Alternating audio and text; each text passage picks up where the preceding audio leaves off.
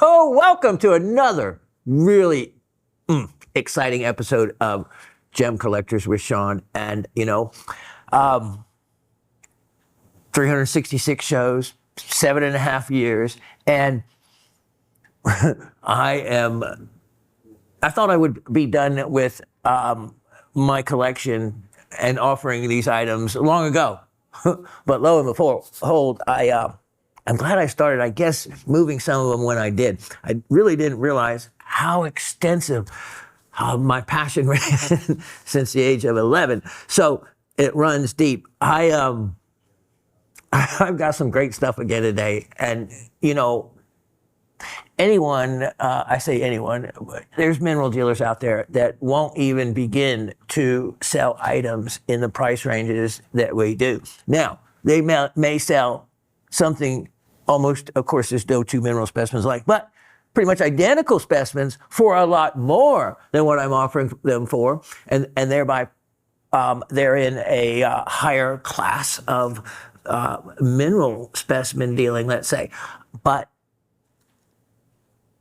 the items that they're offering at those prices are many of them the same quality you're getting here for so much less. And it's funny, only recently have I used, one of these, probably one of the, if not the leading mineral dealer in the country, as just a curiosity point. So I'll take a beautiful specimen, like I'm going to be offering this incredible pyrite and rhodochrosite specimen. And I'll come up with my own imaginative price and value to it. I mean, because I have no base value. I don't know when I got it. I don't know how much I have in it. It could have come in an estate decades ago. I know I've had it and enjoyed it and displayed it throughout my house and still rotate specimens out everywhere. And then I'll go to a site and the site and see if I can find something kind of comparative. And there many times is, and I look at the price and wow, or these auctions that are held and on items very similar. And I've actually participated and have been in communication with one of the big mineral auction dealers. And I tell him, I say, well, I try to do my part by, finding something to bid on, and no problem finding items to bid on. And I put bids out there. Like I told you before, I had like 15 different bids, didn't win a single one. Next time I tried, well, I still tried, and I finally actually won an item. And if I had won one, it's because I feel like the price was fair. All the others have been bid so far beyond what I would consider a reasonable price for it. Now, I probably am out of touch a little bit, which is a good thing for all of you in the mineral dealer market. But I realize that there are dealers out there that really probably are offering it at the true retail value of an item, because these items are not replaceable. They're one of a kind. There's no two that look alike. You can get now, of course, with lab created diamonds, as many kind of, FVVS1 or internally flawless quality diamonds as you want now. Even natural earth mine diamonds are common enough. You can get, of course, identical diamonds.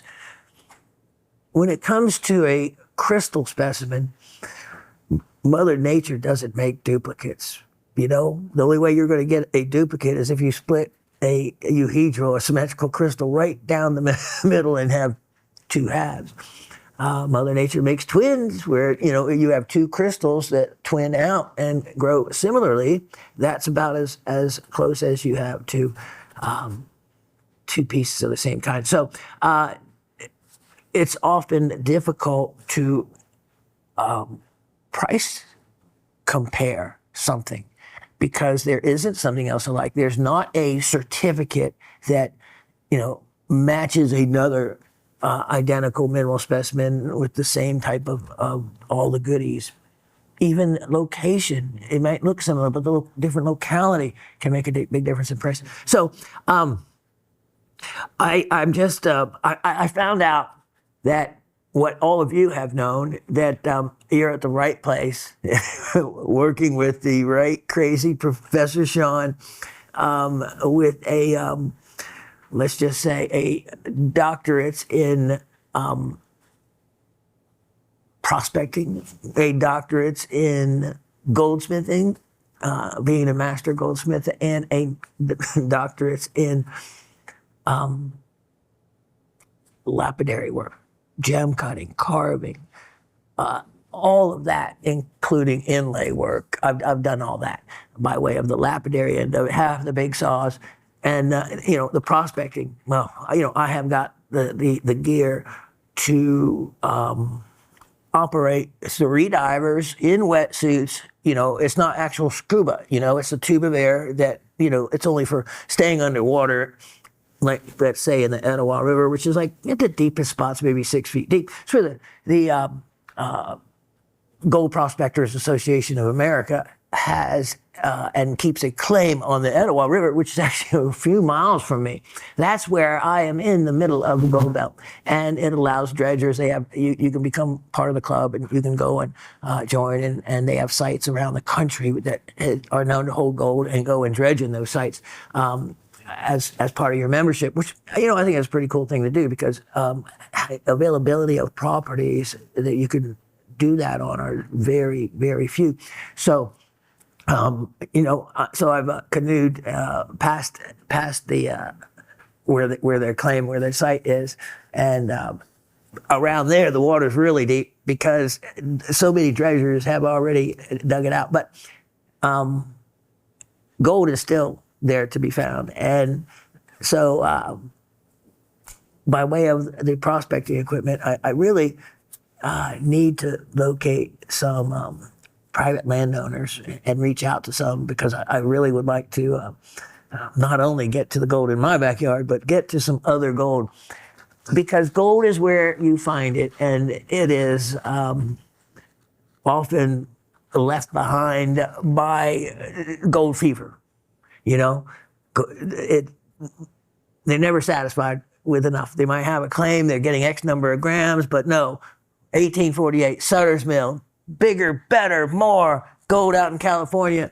And whoosh, there goes the gold rush of 1828 in North Georgia. Of course, gold mining did take place and move on, but by far and large, the area that held gold here in the East was a minuscule amount of area versus the mammoth deposits of gold out in California from the Yuba River, the American River. It goes on and on and on in California, then not to mention Colorado, New Mexico. There were gold rushes across all those states. And I love to drive the back roads, like in Colorado. That's where I've been in probably, I don't know, at least maybe 40 other gold mines there when I lived out there. But you see the mountain, but then you'll see what I call the ant hills, the little dots where the tailings pile that will forever be there because of the mineralization that they're pulling out. They're still on the sides of the mountains, and you can see way up on the side of a mountain, tailings pile, and you think, wow, someone, bet it all on that outcropping that they saw way up high that they had to run across, and get miners, pay the miners, dig the hole. Who knows if it was boom or bust. It was mostly bust, and the number of test holes or partially dug mine shafts is extensive, where they put all their heart and soul into hope, and that's a miner. That's gold fever, and I have a touch of it myself. So anyway, now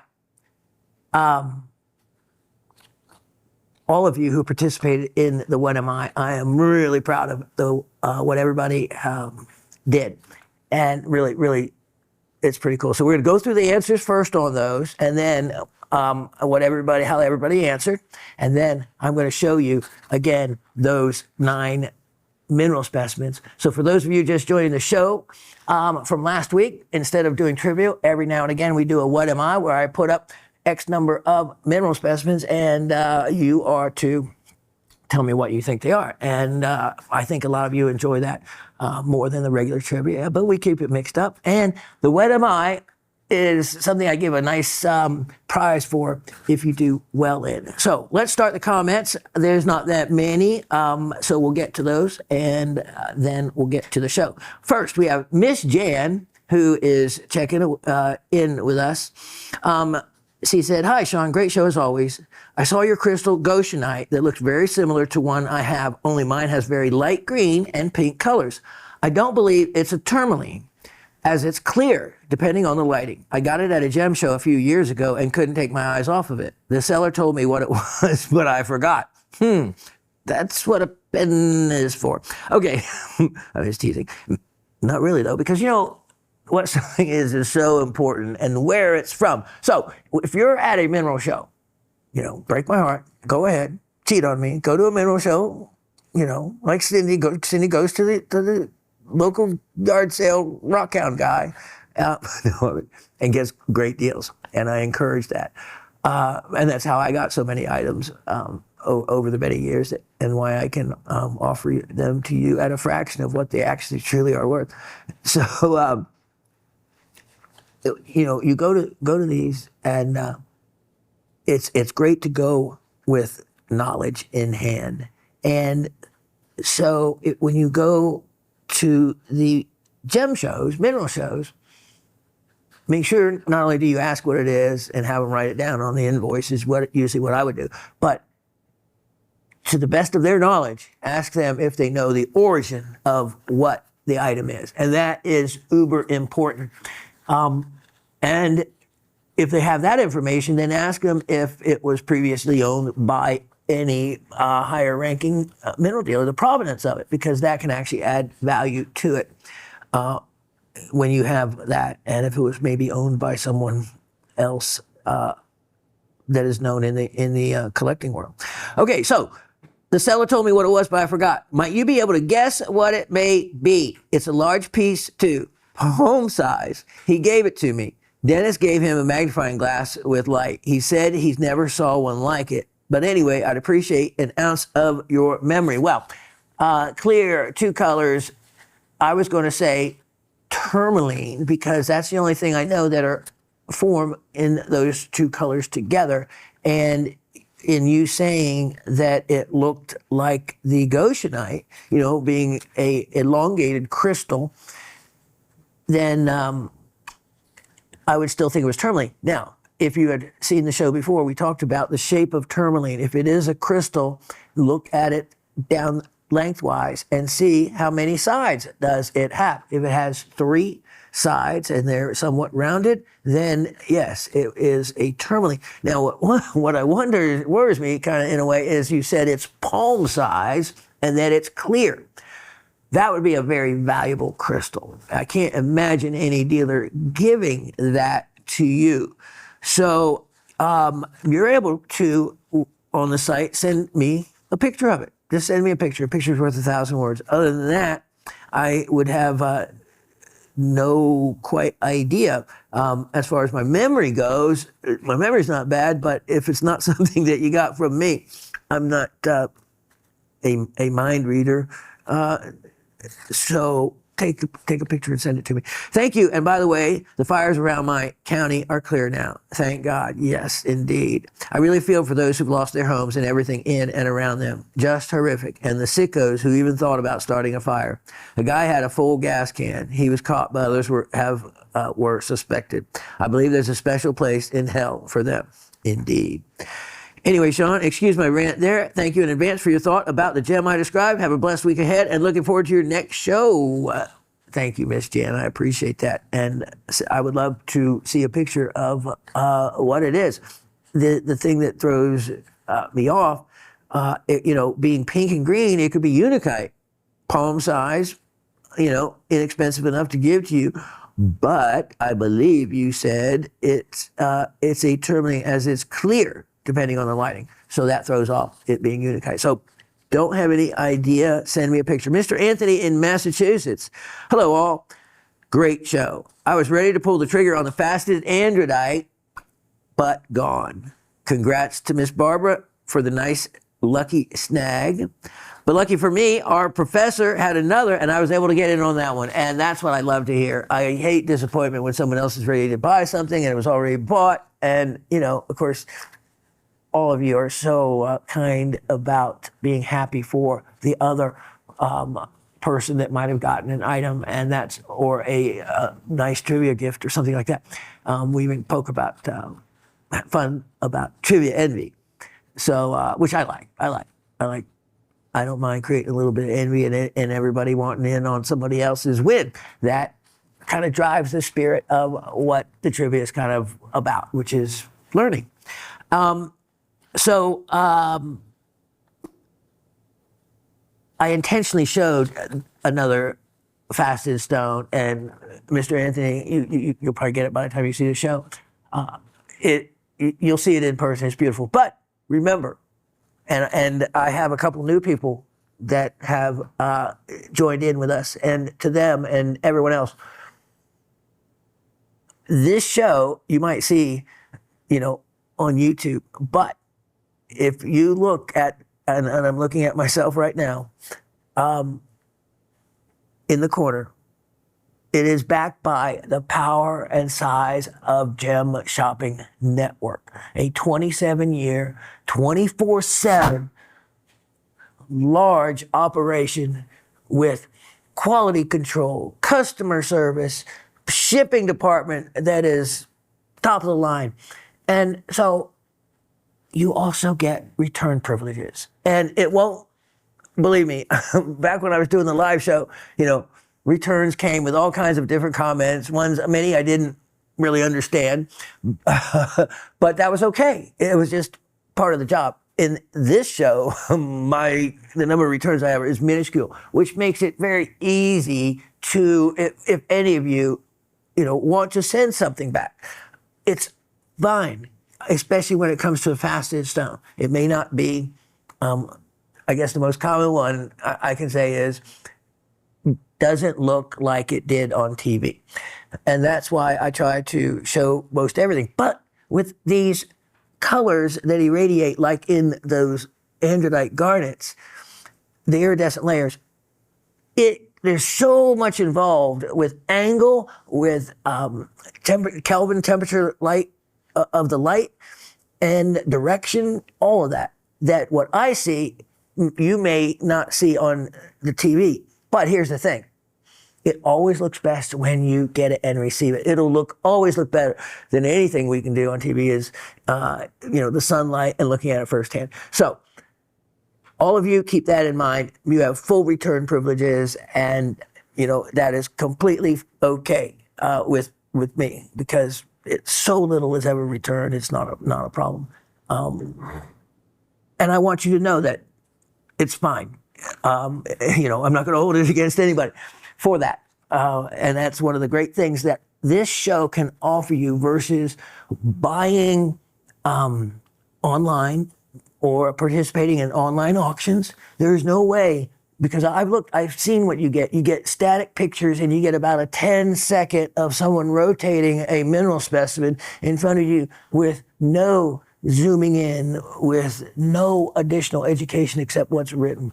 And I always hope to give you more than that. So I thank all of you for your kind support. Now, and for, you know, if you don't get exactly the one that you first wanted, if I offer something else close, that I can be able to do that. Many times I can't offer something close, as all of you know, but in this case I could, from my own personal stash there for you, Mr. Anthony, especially since now Mr. Anthony has taken up collecting garnets, and oddly enough, the magic of the show, as the trivia winner last week, he won. What did he win? Well, Miss Gabby who would have won, opted out. And see, that's just it. That's the magic. Okay, if Miss Gabby, technically, because it was about the ice crystal question, remember, she would have won because she got really the ice crystal, she answered right. But she opted out, as she often does. But in this case, the prize was something she would have kind of wanted. But Mr. Anthony has taken up collecting garnet specimens, and this one would have been more expensive, and he might not have been able to buy it. And instead, he wins it. Can't get any better than that, except for poor Miss Gabby. So, okay, let me go on. So, Mr. Anthony, here we go. There was 9 specimens. His answers were, and I know a lot of you have probably written down your answers when you're watching this. So, rhodochrosite, aquamarine, andradite garnet, triplite, rutile, andalusite, form of chastolite, hessonite garnet, selenite, and vanadinite. All right. From the pages of A Great Christmas Story, that was a very touching. Thank you for sharing the time of your youth. Truly special. Eyes down. I shared my growing up in Florida, how old I was that I still believed in Santa Claus, and the reasons why, because of the extent my parents went through. So if you want to hear that story, watch last week's show. And it's true to life story on how old I was, still believing in Santa Claus. But why and how? I think a lot of you would have still been believing also. The extent that my parents went through to keep the innocence and the magic up with 6 children. It was really a special thing. And in Florida, watch this story from last week if you missed it. Okay, Miss Gabby says, hello, GSN Rock family. Lots and lots of great specimens today. Was lucky enough to score the specimen on feldspar. Wow, all of those Wushan mine pieces are phenomenal. And the specimens and feldspars, they're just not coming out anymore from there. So what's in the market is what's in the market.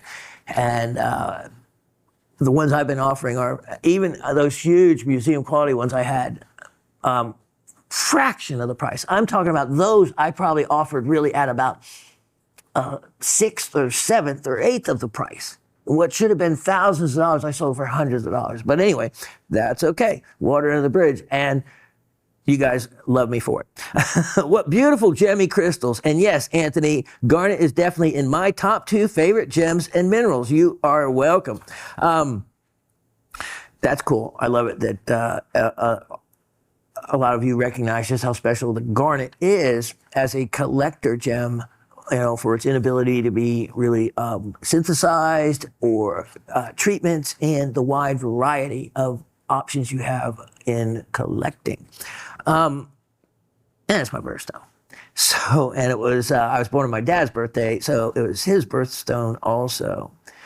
Let's see, you're welcome. LOL. Maybe wasn't a good time to opt out. But seriously, glad you got that prize. Shawn, loved your Santa and parent story. That is an amazing display of love and dedication, in my opinion. It is.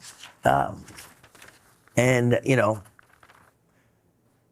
I have to watch the sensitive side of me because it's a difficult story to even tell without bringing a tear to my eye, just because of that love and dedication when, being a parent and now I realize what they went through. How did they have time to do any more than what they did with 6 children?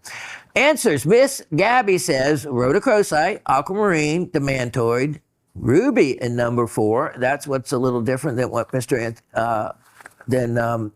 Anthony said. Mr. Anthony had triplite. Okay. Number 5, Miss Gabby has galena. And all right. Whereas Anthony had rutile. Number 6, astrophyllite / andalusite. Just had my slice out yesterday, admiring it. This one, because you had andalusite written, I'm going to give you there, Miss Gabby, because I know that you didn't mean astrophyllite. You meant to say chastolite. You got the andalusite. Chastolite is the cross form of the variety of andalusite. And yeah, I did sell a bunch of slices at one time. And number 7, another garnet. That would be correct. Number 8, stilbite. Okay, number 8 as stilbite. And let's see, that's where Mr. Anthony has selenite. And then number 9, Mr. Anthony has vanadinite. And you have aragonite. Okay. Let's see. Miss Rachel had a good question. She just writes, is this, who is new, is this Shawn's email for Gem Shopping Network? And obviously, since she found the comments here. She wrote to Shawn at gems.com. It is as simple as that. Shawn at gems.com gets you right to these comments that I am reading now. So if you need customer service or another department of gem shopping, then that's going to be another address. But for me, Shawn at gems.com, that'll get you right to where I am. And from Indiana, Miss Rachel, I hope you're listening now because I have an Indiana story. Evansville, Indiana. I did the Zales remount program for the entire Southeast. So that was, I did 60 different Zales stores, you know, and set up, and you could get your diamond remounted while you wait. We had the contract, and I was the shop manager. This was only when I was 21, and I was the best goldsmith. You had to have a really good goldsmith because while people watched and waited, you couldn't mess up. You had to be quick, and you had to be efficient and do a good job. So 60 stores every 90 days. It was grueling schedule. I went as far south as Dothan, Alabama, as far west as West Memphis, Arkansas, as far east as Savannah, Georgia, and as far north as Evansville, Indiana. I know them all there well. And while I was at that mall at the ripe young age of probably 22 by then, I met the mother of my child. She was the office manager at Zales while she was going to University of Evansville and to get her degree in special ed, which she went on to be and got all the way to her doctorates in the 4 areas of special ed. So always, I always respected her for that. And she was a great mom to my son, Colin. So yes, I actually met and married the office manager of a Zales jewelry store while she was going to school. And that's my, in Evansville. And that's my Evansville, Indiana story. And also, her roommate was dating the really well-known coach, the basketball coach, the U of E, and of course, I won't remember the name, but he's still one of those big-name basketball coaches that people would know historically. I'm sure he's retired, and I met him. He actually came to the apartment because to pick up his date, which was my ex-wife now, of course, roommate, who was, of course, drop dead beautiful, as you would expect, and much, much younger than the coach. That's my big basketball story there. U of E. So, Miss Rachel, welcome to our community. And if nothing else, just keep watching the show. We have next, this is a wonderful from Miss Cindy. Hello, Rock family. Great show. Love What Is It? Those dioptase specimens and the hemimorphite colors are just unbelievable. Truly. I found out there was no Santa Claus when at 8 years old, I busted my parents bringing wrapped presents down from the attic during the night. Wow. And that was one of my parents' hiding places too. After I found out there wasn't a Santa Claus, I got to participate still with my 2 younger brothers and sisters in keeping that mystery and spirit alive, and so helped them hide presents and whatnot. I was like, there's no way Santa would put those presents in the attic. It had to be mom and dad all along. LOL. Trivia, rhodochrosite, aquamarine. Number 3, Miss Cindy has fluorite. Number 4, ruby. 5, galena. So that's 2 galenas for number 5, and a, did we have, and a rutile, okay, I think. 6, andalusite. 7, dravite. Excellent, excellent answer for what that look is like. Number 8, stilbite. Number 9, tangerine quartz. All very good answers. Just love how this makes my brain work. However many are right is a testament to what I have learned from all of you, and however many are wrong, I will learn from the correct answers. Win, win. Wow, Miss Cindy, that should be a quote I need to remember and attribute to you for. That is an excellent, excellent statement. And I couldn't have said it better as to the purpose and why I even do this. You learn from it, it's fun, and it challenges you and makes your mind work. And wow, you couldn't have said it better. Here's to a wonderful week, all of you. Cindy in South Central Pennsylvania, currently 9 degrees. But how about those Philadelphia Eagles, huh? And I say that only because my son's wife and her whole entire family live just a little bit outside of Philadelphia. And so for them, that was a big win. Now, currently 9 degrees. Well, we got down to 12 at the house this past few days, so we were close. 5 things that annoy me. Number 1, today is not summer. Number 2, tomorrow is not summer. Number 3, summer's not in 3 days. Number 4, it's not next week. And number 5, it's not next month either. LOL. We have another new enthusiast, Mr. Jim. Mr. Jim says, Shawn, I had just recently started watching your show on YouTube and I'm really enjoying learning so much from you. But when I see the items you're offering and their prices, I feel disappointed because I want to buy them, but I don't know how. Can you provide any guidance on how to watch the live show and how do I purchase items while watching? Well, because I answered him directly because I didn't want him to lose out on any items he might have wanted. And I wanted to let him know how this is different than when we do and have done live shows. So I explained all that to him. And as all of you can see in the corner of your screen at any given time, even when I'm running my mouth, you see Gem Shopping and a phone number. That phone number, 888-791-5933 or gemshopping.com will get you to this. Now, if you go to gemshopping.com, let me just tell you real quickly, and want to find me there, you go bottom of the page, so gemshopping.com, homepage, go to the site map, click on the site map, go to the right-hand column, scroll all the way down until you see where it says Ask Shawn. Click on that and it'll open you up to the entire world of Shawn. Even the simple rules of the trivia game. Then it also leads you to the 30 most amazing how it's done, where I walk the talk in doing goldsmithing in every imaginable project you can conceive. Asif has directed and produced and filmed me hosting, talking while I'm working, how to do everything from lost wax casting. I actually demonstrated carve a wax, a ring I wore for a long time, sold the ring to Miss Barbara. She's so sweet. She's promised it back because it was an amazing bicolor sapphire. When she passed, which I'd love to get it back from the estate. So a big history to all of that. And if you watch those 30 episodes, you will come away knowing more about goldsmithing than many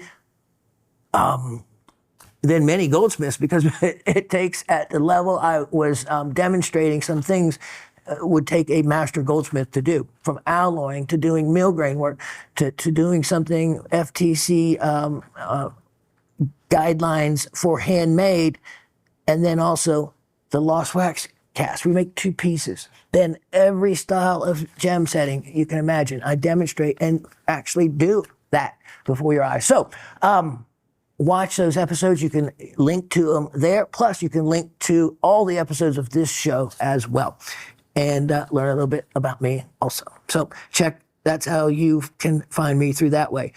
So Mr. Jim, that's how you can find me, and hopefully you'll continue to watch the show, and I thank you for your kind words.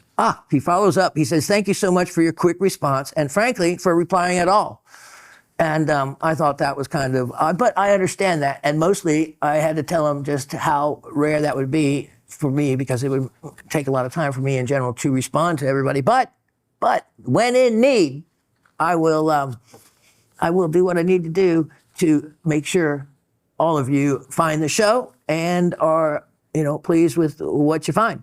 So he says, I'm just a few years into my specimen collection, and really in the last few months have I really started getting a little more serious. I learned so much on every episode and love the close-ups and your commentary. So please keep it up, Mr. Jim. And so, yeah, I didn't know where you were from, Mr. Jim. So, we always like to know that, because I also like to reference different mineral things I know about your state. So it's really exciting. Your words are so complimentary to me and mean everything to me, that you learn from the shows, and that the close-ups, which, believe me, here's another thing. And I actually was able to write with confidence that the show you're watching right now is probably the best defined and most technically advanced show you can watch for the sale of mineral specimens.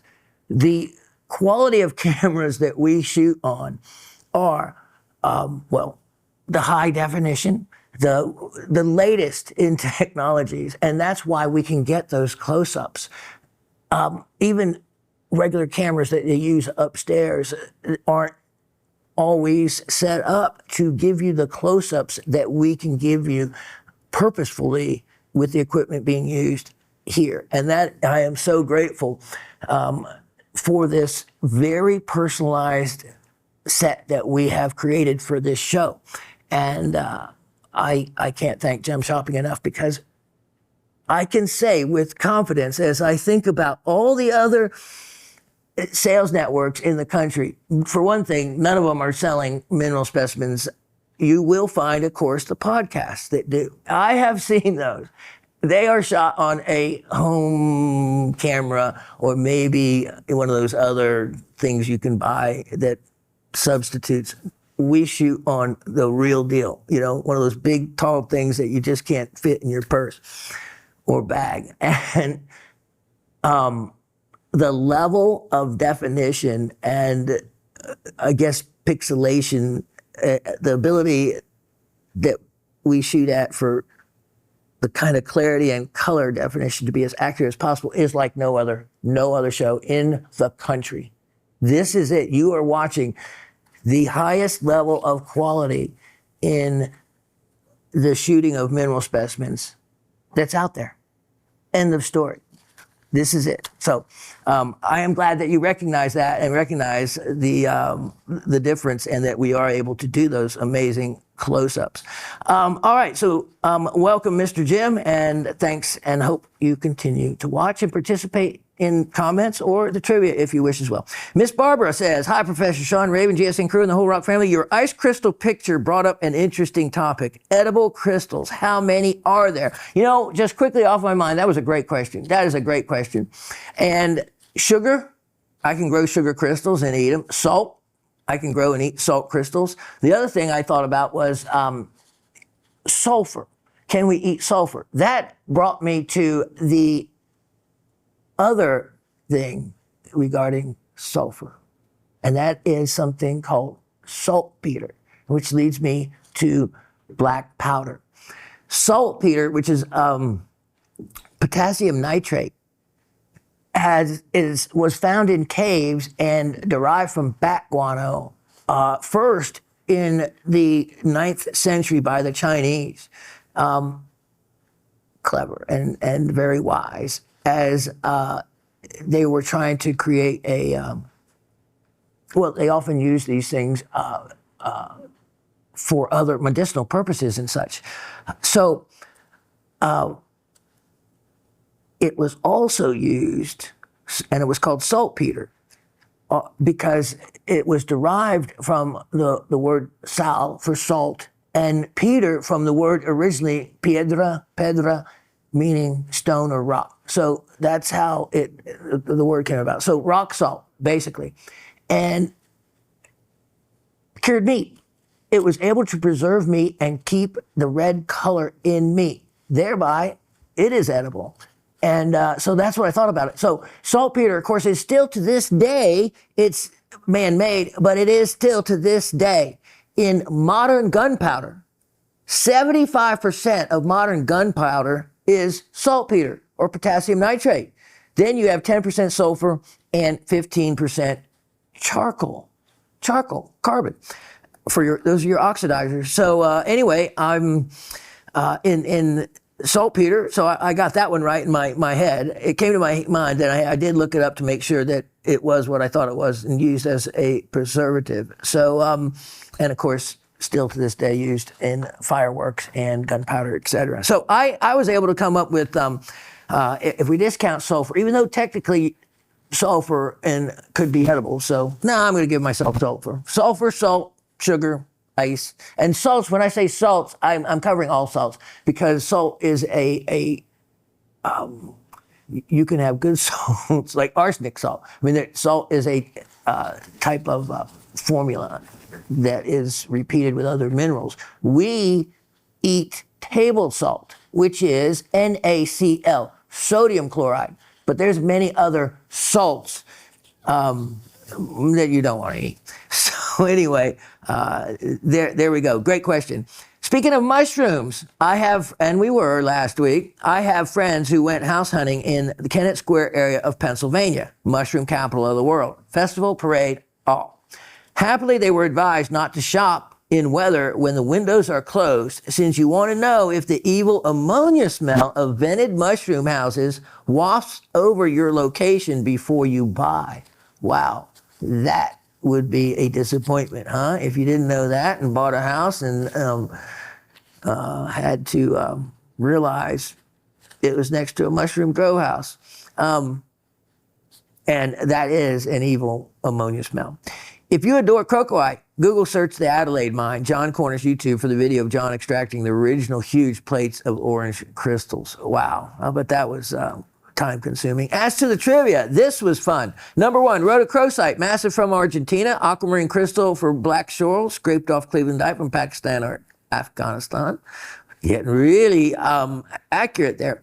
Number 3, demantoid garnet crystal cluster from Madagascar. Number 4, ruby and marble matrix. Number 5, rutile crystals in reddish muscovite from Graves Mountain. Okay, I taught some of you too much. Number 6, chiastolite cross. Number 7, garnet, brown crystal, probably almandine, magnet please. Trapezohedron, even mentioning the crystal form. Number 8, gypsum, variety selenite, pointy dogtooths like calcite, and bendy crystals like stilbite bow ties, but selenite has both. Interesting answer there. And number 9, aragonite. Sorry to see the California wildfires continuing, the incredible polar vortex cold, and the once in a 100-year southern blizzard. But there's no climate change, she writes.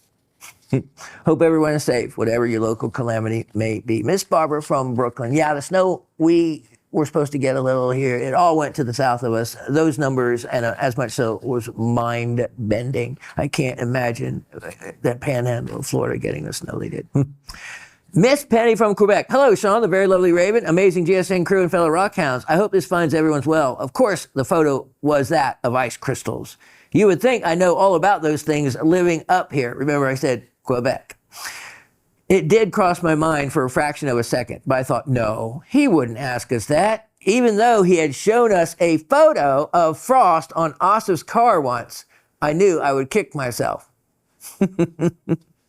And you did, of course, because you, yes, Miss Penny, you know, you're not quite native up there as maybe the Inuit and all. What do they say? The 100 different names for snow. There's no 2 snow crystals that look alike and all that other stuff. Yeah, you know, I'm going to throw in those zingers every now and again, and perfectly rightfully so, because ice is a mineral at a particular temperature. Of course, let's see. Okay, trivia. Argentina rhodochrosite. Number 2, aqua with calcite and shoal tourmaline. Number 3, demantoid garnet. Number 4, ruby, sounding awful much like Barbara's answers. Number 5, sphalerite. That's different. Number 6, chiastolite. Number 7, almandine garnet. Number 8, huglandite. That's the first one of those. Number 9, aragonite. If you want to sell the first 2 for an amount of money, let's see. That would be a really good bargain. I will then gladly purchase them. The crocodile was certainly an interesting and unusual specimen. First time I ever heard of it. Incredible color. While the hemimorphite, amazing color, and huglandite were stunning, my faves were the agarine specimens. I love specimens with crystals that intersect out of matrix, and because they're very aesthetic. So you're probably right about that. This next paragraph bothered me, and I don't get into politics, and I won't now either. But if this would truly be the case, and if I would actually be affected, Miss Penny, by them, in this simple little small business I have, then it could be an issue. So Miss Penny writes, it looks like with the 25% tariffs that will be levied against us, and most likely the retaliatory tariffs from our end, unfortunately, I probably won't be buying very much over the next 4 years. I will do my best to get the odd specimen, though. That's all I have to say. As for my son's name, if something is from him, for him, or you are calling him, it is Mahali. And I asked this question because I wanted to get it right, because I knew in Greek she had told me the ending of the name changes depending on how it's used. If you are talking about him, it is Mahalis. By the way, Leuco, if you pronounce it as in Leuco garnet, which means in the garnet world is a clear, colorless garnet, or a clear white, they call it. By the way, Leuco, if you pronounce it Lefko, it means white. Makes sense. We wish everyone a wonderful week and hope to see you next week, Penny and Mahali in Quebec. So thanks for setting me straight on that, Miss Barbara, and always good to learn a little Greek every now and again. Okay, so let's, now that we have those answers, let's take a look at those specimens again and see how well everyone did. All right, so here we have them, and I'll just spin this now. Yep, Argentina rhodochrosite.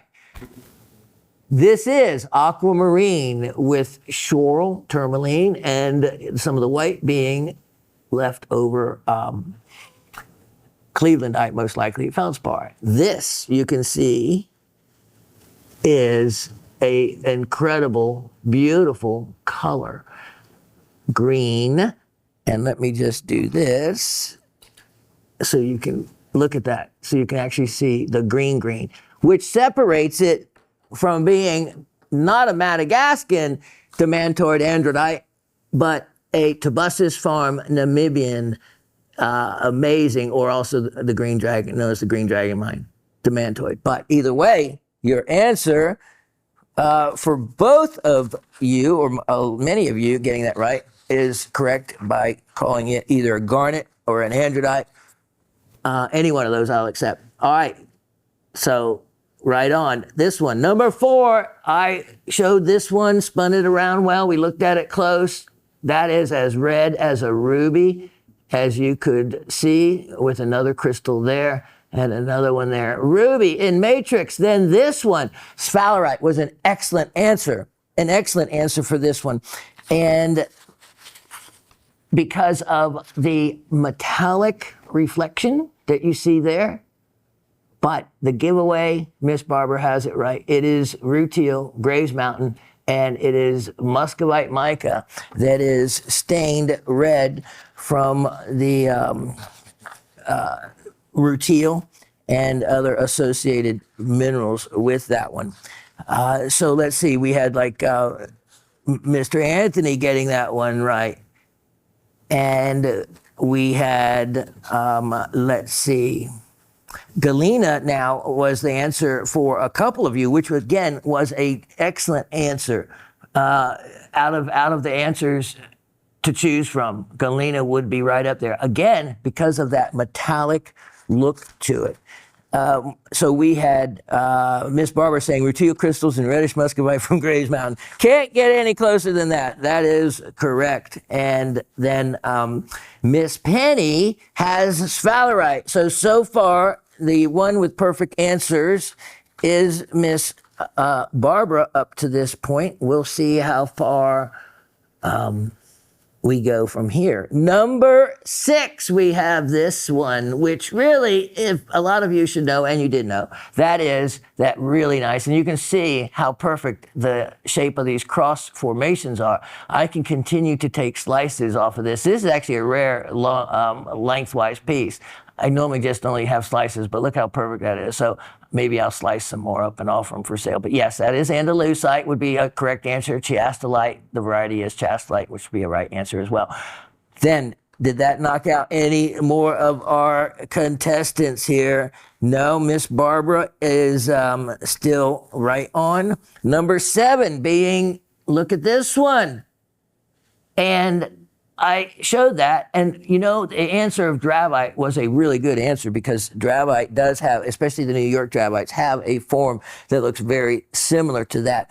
But can't remember. I know I didn't put a light directly on it, but you can actually see some of the reddish reflections off this, or not, or not. But the giveaway, yeah, you can see the reflective surface of that. The giveaway is the crystal. A lot of times called a dodecahedron or trapezohedron. Now, this next one, so let's see, garnet and yeah, so a lot of you got that one right. Here is the one now that many of you did not get correct. This was the tough one, but I had shown a specimen intentionally earlier in that show that specifically was a heulandite specimen. And I specifically pointed out how heulandite crystals have versus stilbites. Stilbites often come to like an arrowhead point. And heulandites often will be flat across the top of the crystal. Or remember the word saddle? I said they can form a saddle shape. And this is what where Miss Barbara, with an excellent answer of selenite, because it has the look of selenite, and she mentioned curvature. Selenite can and does form and curve in its crystalline form, as does heulandite, creating the saddle. And there you have the saddle look and what she referred to as the curvature in the specimen. So I had shown and talked about one earlier. And so the heulandite, let me see, the heulandite makes Miss Barbara, she missed that one.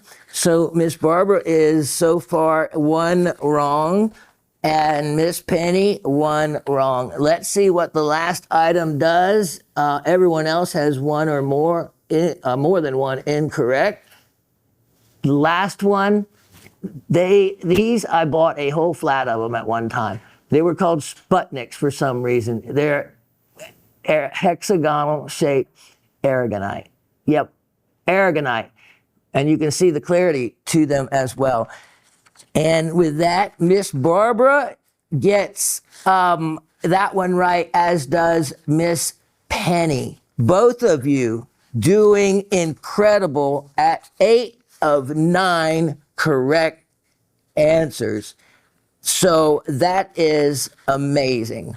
That is amazing. And so therefore, with both of you, let me give you this item number, Asa, for the free item. 123 9824. 123 9824. And because both of you did so well, come on in, Chuck.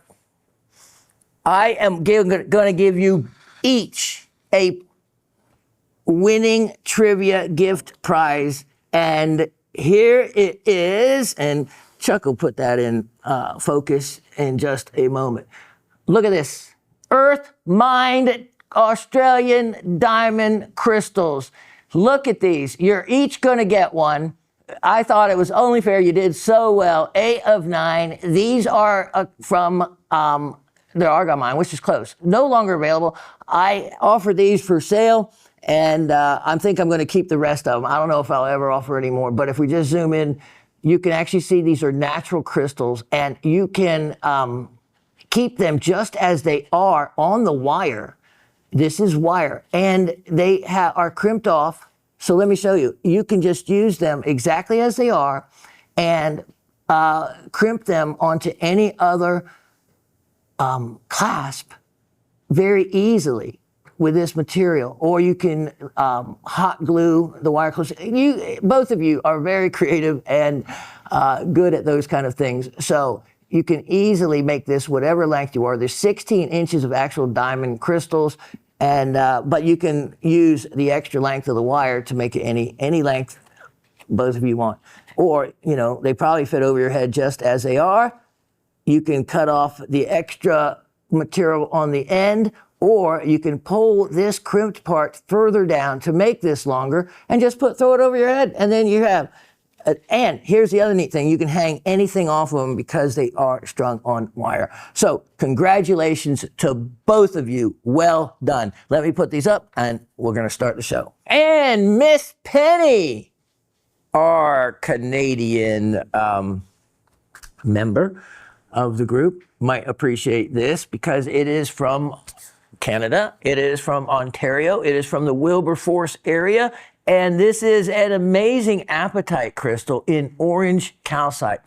And I remember when I first saw this specimen, it was in an estate I had gotten. And as soon as I saw it in the box, because many things aren't labeled, I knew right away where it was from and all about it. Because I, decades ago, had specimens that were exactly that. And there's no green apatite and orange calcite that's really found anywhere else. This is some gemmy calcite. You can see the colors and material to this orange calcite. And then look at the apatite crystals. So this is one big apatite here, and also fluorescence. All kinds. If you're a fluorescent collector, you're going to love this piece. You have, I often wish, and you could, actually, because it is calcite, but who would want to dissolve away this beautiful orange calcite? But you could dissolve it away, leaving yourself just whatever's on the inside. And it looks like, look at some of these, all these six-sided crystals. Look at the color to that. I mean, that's almost a, not red, but a pinkish kind of, I don't know, unique color. Hold on, it almost looked like four sides for a minute, and I was going to say if it was four sides like that, we were either going to have a Vesuvianite or a diopside. But I think that's a six-sided crystal, so another apatite. So have fun with this one because I have it at a price that all of you can jump in on the one. And then, it could even be one that you could actually take a saw to and investigate a little closer on it to see what it's all about. And so a price on this, again, it's one of those items I have really no idea. I'm just going to make sure that I make it inexpensive enough that it's a good value for whomever. And I know if I make this only $68, that it is in that range. Can you go a little closer in on this particular? Yeah, exactly. See, Latif's at the wheel. And Latif is my money maker. If I ever had money, I would put him in charge of it. I really mean that. That man, there's no telling. He put money into, I'm just going to tell a secret, into something almost very few of us really understand still, crypto. Oh, yeah. I think he's a secret crypto king over there. He did. He started buying Bitcoin long ago, when all of us didn't even know what it was. I thought mining Bitcoin took a backhoe. Yep. I mean, I was that ignorant about it. I had to read all about it so I could understand it because I truly didn't. So that man, yeah, he drives a nicer car than me. He's got it going on, and he's very secretive. So he's loaded when people are secretive. So I'm going to be his best pal, even in dark times and in good, because I know he's got a big heart. Loves his family down in Columbus. How much snow did they get down there? About 4 inches. 4 inches in Columbus, Georgia. Can you imagine that? 4 inches. That's nuts. That is just nuts. You did? Yeah, you were down there for the funeral, though, right? Did you come back and then go back down? Yes. Wow. I would have gone down just for the snow. So anyway, it's only $68 on this, and what a neat, excellent value on that one. Okay, so as excellent values continue, let's take a look at item 124, 3825. 124, 3825. Here is another crystal in matrix, except this is even more special. So remember, this is an excellent example for when I talk about determining what this is. This easily you're looking at that and you think, oh, is that a green beryl? And it looks certainly like it could be a green beryl bordering on emerald. Or is it apatite? Well, what could it be? Apatite six-sided, beryl is six-sided. How do we tell? Well, we look at the end. How many sides? Let me move it into focus right there. Three sides, slightly rounded, as I've said. So they're not triangle, it's a trillion shape. That tells you right away, that is tourmaline. Look how this is encased, and you can see that part of the crystal has broken away. Now, this is what's called a cast. If this crystal either was dissolved or totally popped out of this lining that it's in, it would be referred to as a cast of another mineral specimen. This happens to be lepidolite mica that has grown. I actually don't know how they would have come first. They almost would have had to grow simultaneously. And the tourmaline wouldn't have grown with leaving space on either side. The lepidolite wouldn't have grown in the shape of a trillion. So that's where, the generational growth there's some geologic anomalies. That is one of them to me as to how did that happen. As we spin this around, we notice we have 2 quartz peaks, nice terminations, and then look at this little guy tucked back in there. Now, look at this. Okay, so this tells us something. The tourmaline, 3 sides again, looks like it goes through the quartz. Only way that could happen is the quartz had to grow around the tourmaline. So the tourmaline had to be snuggled back in there, maybe even with the lepidolite, and then the quartz grew over it. Now look at these terminations. These are pristine, which mineral collectors are really, diehards are really particular about things like that. So those are really clean tips for the most part. As we look down here towards the other termination, you can actually see that these are doubly terminated, that the crystals actually come to another point. So I was looking around to see if this is a floater. Remember, we talked about floaters, crystals that grow in a pocket, not attached to a wall. Then I saw this little area right in here, that I said, well, that might have been attached to another cluster, especially with that part of that crystal missing, and maybe in removing or just in the geology in the pocket might have broken it loose. So not quite a floater, I don't think, but you have wonderful lepidolite. Now here is the lavender lepidolite, now along the white. Now here is my question. You can have a wonderful white muscovite mica that looks very much like lepidolite. The lavender color lepidolite and the white lepidolite, I kind of question, one would have grown first, which obviously would have been the lavender, and then if the white is lepidolite as well, it came in without as much coloring agent, because it's normally a lithium. It's actually, it's called a polylithionite, trilithionite series. It's not even referred to as lepidolite anymore. So, but we won't get into that. Kind of like hyalite isn't hyalite opal anymore. It's opal-AN. Anyway, things change in the mineral world. You can see other lepidolite, lavender lepidolite crystals in there. So here's the other neat thing. Look at this cast. Here's what I was talking about. Here is a cast where lepidolite had grown around. It looks like it probably would have been another tourmaline crystal, and the tourmaline crystal popped out. Yeah, so this tells us maybe what happened, because you can see another generational growth right there of another mineral. Now that, I guess, is going to be lepidolite, lavender lepidolite. So that's kind of interesting. And you have to think about that, in what stages and what might have grown when, and it's kind of forensic in looking at things and figuring that part out. It can be quite baffling at times. So as we come away from the specimen, you can see, holding it in my hand, just how large it is and what a beautiful, beautiful collector piece that actually is. This actually was sent to the wrong client when I did the live show. So it came back, and if the client is watching, I think they wanted the tourmaline one. Well, the aquamarine one that I think I featured last week.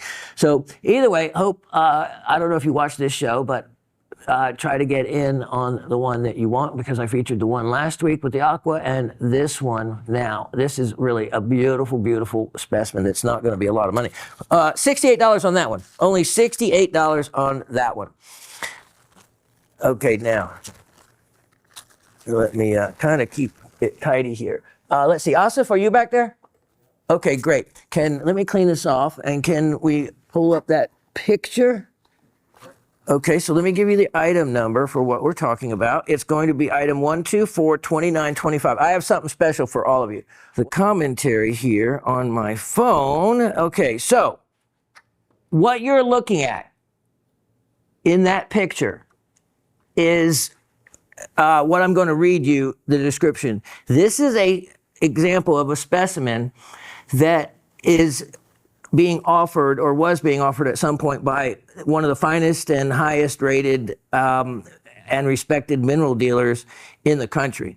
So I have a specimen that is going to be very similar. So let me just read the description. For one thing, it's from the Aurangabad division in Maharashtra, India. All right, on a basalt matrix sits an enormous, pristine, lustrous, and translucent bicolored fluoroapophyllite crystal. The color grades from a rich green to a faint green. For added beauty, there are a few lustrous, waxy, ivory-colored bow tie stilbites. All right.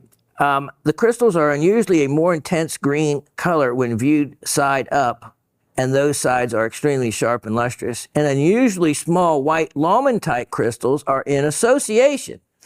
From the January 2014 pocket. Okay, now, you see the importance to this specimen, and this one particular pocket had the bicolor, incredible astrophyllite that you see, that is the rectangular stone. The stilbites are what is around it. The kind of peachy pink colored stilbites. And in the bottom right, let's say, you can see those little small white crystals that all of it sits on. Those are little Lomantites, or some little stilbites. Lomantite, usually you can tell because it terminates with a complete angular, one angle, kind of like a chisel might be, not a pyramidal angle from both sides, just angled from one side. So this specimen, rated extremely rare, world-class quality, and what I'm going to show you now is what I would consider a specimen beyond the exemplary specimen that you're looking at now.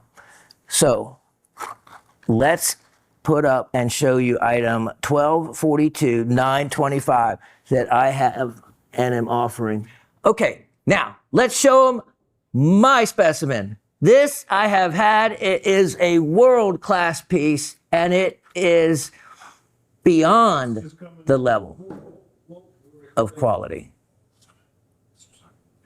This piece, you will not see another example like it. So let's take a look at it. Yeah, you're not looking at something being offered by one of the highest rated mineral dealers in the country. This is a piece you're looking at being offered by the Gem Collector Show. Take a look at that sandwich of bicolor apophyllite. And now, if you remember what the front of the other one looked like, this even identical with the lighter color edge. Look at now they talk about the rarity of the bicolor. That other one, yeah, it was bicolor, light green to dark green, and that was the finest one. You can go to mindat.org and view what I just showed you and view others from this particular pocket. It'll be in the graphic that it is from the January 1, because that's actually the name of the pocket, the 114 pocket, the January 14, 2014 pocket. Only a limited number of specimens came out of that pocket that were what you see, and they have not been found anywhere else. This bicolor sandwich effect. Look at how, look how definitive the line, and how it is white to green. Look at that. Look at that. This far exceeds the nature of the other one that you just saw. Yes, this little show carrying a world-class specimen exceeding anything that Mindat.org has, and that is a difficult thing to say. Also, anything that I actually checked the actual site that he offers specimens for, and this far exceeded anything that was similar. Look at the extra little, look at that, little extra crystals. I love the little bonus crystals like that can form and give it just added beauty. And then this is not a chip or a break. This is, often they say a sign of twinning, but it's actually, you can see the crystal faces when we catch the light on them. You can see the truncated corners as it should be for this crystal form. And then now let's look at the rest. Here's your still bite. Look at these beautiful still bites. So these go from completely clear to a light cream, but they are in exquisite condition, like that. See, they're not chipped or broken off. Look at that. So, by the way, remember how we were talking about heel and die and still bite? And remember I told you how still bite comes to more like an arrow to a center point. There you go. There's your still bite termination right there. And you can see all around. See, there we go. There's another still bite. Doesn't have a flat spot. See, I like that. I like that. I just got a from Chuck, who now has learned something and sees the difference himself. Okay. Now, this whole background here, it is Lawmentite. There's little Lawmentite crystals in there, but there is also amazing still bites. Now, let me take one little extra moment here, because this is a really nice specimen, and this beats anything or any way you could shop for it in any other media. All you get is still pictures and a little video. You don't get things like this. So I am going to try to zoom in on an area right around here. Let's see let me find it. And okay, there we go. This is what I wanted to show you. So you can see that that's a still bite right there.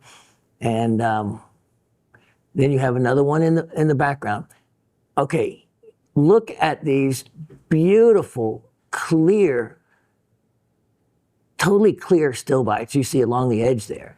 That is unique and different. And then there was an area, let's just look here for a moment, and let me give a little extra light. Sorry about that, Chuck, if you'll keep up with my, there we go. Yeah, this is, and here we go. Here's the other area. You can see nothing but beautiful, clear, colorless still bites. Now, I'm trying to find you a Lawmentite, because the Lawmentite will not be clear. It'll be white, and it will look very much like the one right in the middle of your picture. Yeah. And it'll have either a very slight beveled down termination. In other words, the termination won't be completely flat. It'll angle and be beveled down either a little bit to as much as a 45-degree angle. And so you just search, you take magnification. I was looking at that big crystal, and just start looking, and you'll see Lawmentites. But that's the fun. That's the fun anyway. Get out the magnification and look at it closely. You can see the basalt matrix here. So this is absolutely one of the, if not maybe, one of the, I'm just going to use the very flowery language that that Rob uses, the person that writes those descriptions of his mineral specimens. But a lot of times his specimens are a quality that deserve that type of flowery language. Well, this one would be rank right up there. This is a specimen that he would be proud to own, proud to sell, and proud to put up in auction. If this went and was put up in an auction on his site without thinking twice about it, I have no doubt that the value of it would run up into the $700 to $1,000 range, maybe more, due to that perfect bicolor and perfect undamaged crystal shape of a rare apophyllite that came from one particular pocket in one particular January of 2014. And that is like no other. And you can see just how definitive. It's not a light green to a dark green. It's not a shade, shade to fade or whatever they call that. Oh, I don't want to use those words. It is white to green. That's it. White to green. No in between. There we go. That's a good one. Not white to green, no in between. And that is a beautiful specimen that will display extremely well. And remember, it's a zeolite. And you know how much I love zeolites. There's a couple of them there. There's 3 of them there. You have stilbite. You have apophyllite. Oh, by the way, when you see the F-apophyllite, that stands for fluoroapophyllite, which almost all are. And then to get really particular, it's a fluoroapophyllite-K. So it's a potassium fluoroapophyllite, and I just did not have room to write all of that. But in the description that you will get, you will also get the description, let me just show you, of where it mentions, which is important, right there, where it's from the Rangabat and the January 14th pocket. All right, if you want one of a kind, a really special piece, it's this one, and I'm offering it. This would be like the top of the line zeolite. It could be in any display because it is just very aesthetic looking. That one little crystal up there really adds to it. Everything about it is world class. Own it at a fraction of what it would normally sell for. I'm offering that for, I don't know. How about a wonderful opportunity? $288. $288. And that is me probably giving money away. But that's okay. That's okay. That's what I like. I'd rather do yeah, that'll leave you room to purchase more items. Item 124. $33.25. Because remember, even though this is a show and tell, it still has to be a show and sell. And I appreciate all of you that do just that. Support the show. Look at this cool item. I think pieces. Yep, sorry about that. Let me give that to you again. It's 124 $33.25. There we go. Okay, so this, believe it or not, even things like this, I kept personal collection. That's why you're seeing them now. Well, why wouldn't it be? Look at the quality of the quartz associated with this. Look at the quality of the kyanite. And this kyanite will fluoresce degrees of red. It's from the Coronel Murta mine. And then, let's see, there's one crystal on here that I particularly like. Yeah, look at this. Look at this nice narrow one. Amazing that these haven't broken, but I've taken good care of it. And some wonderful bicolor looks to that. Look at this. Oh, here's the other one. Look how this looks like it's stabbing through the quartz. The reality of it, I don't see where this crystal is attached to another one. So how did this happen? How did that happen? The quartz still had to grow around the kyanite, but what was the kyanite attached to for it to do that? Did it grow attached to the quartz beneath it? Not sure. I'm seeing something funny. Hold on. Let me put a light here and let's see if I can get. Yeah, there we go. See, I saw light passing right through that little spot. Yeah, you can see my finger behind there. Yeah. So I just, that's where, look at that. Look at that. Hold on. Yeah, see, I do this and I'll find out there's a goshenite crystal or something there that that I didn't notice. There is something there that is different. There's an anomaly there.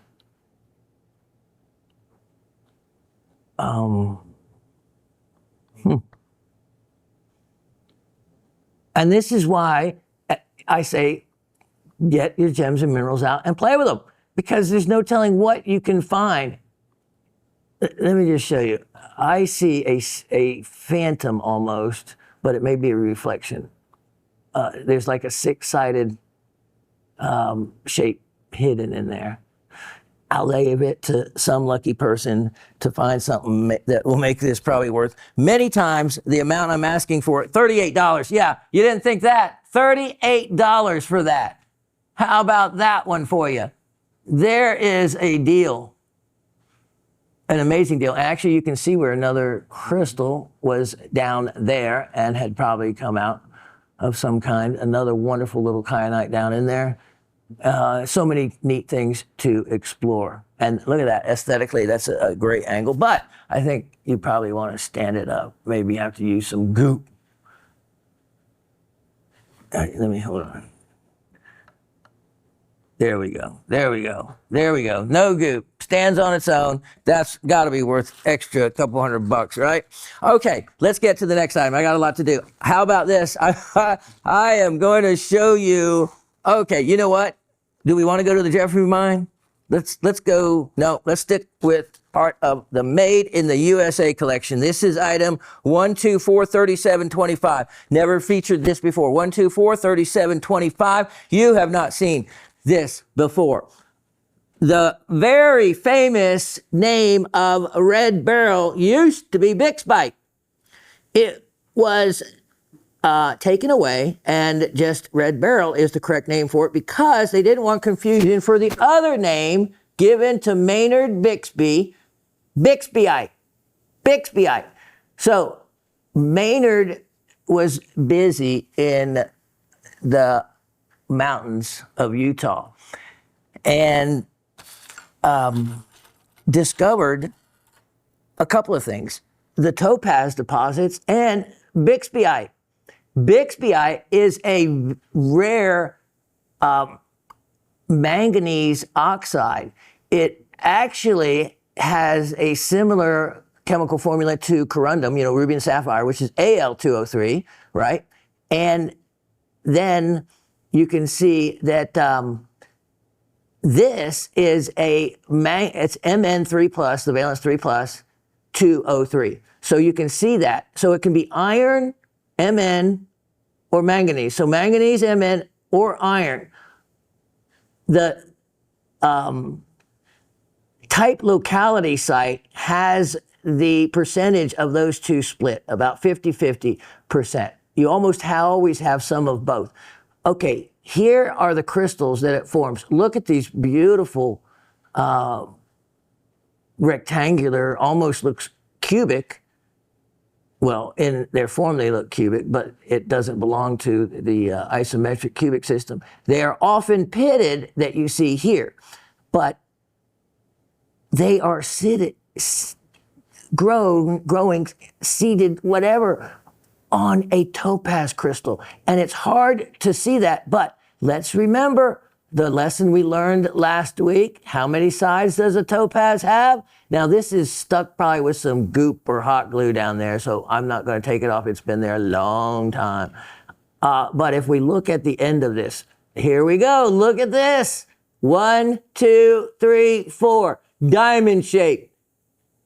Look at how that lesson applies. So if you didn't have any information at all, you may not get the Bixbyite right, but you might get the topaz, because you'd start looking down here and you'd see a little bit of what would be the natural color to the topaz from this area. What has occurred, though, and with many of the topazes from Topaz Mountain and the Maynard mine, is a sand, basically a sand inclusions in the topaz. Now, it's more like from the rhyolite that you usually found in, so it's kind of like a rhyolitic sand that you can see this is covered over in.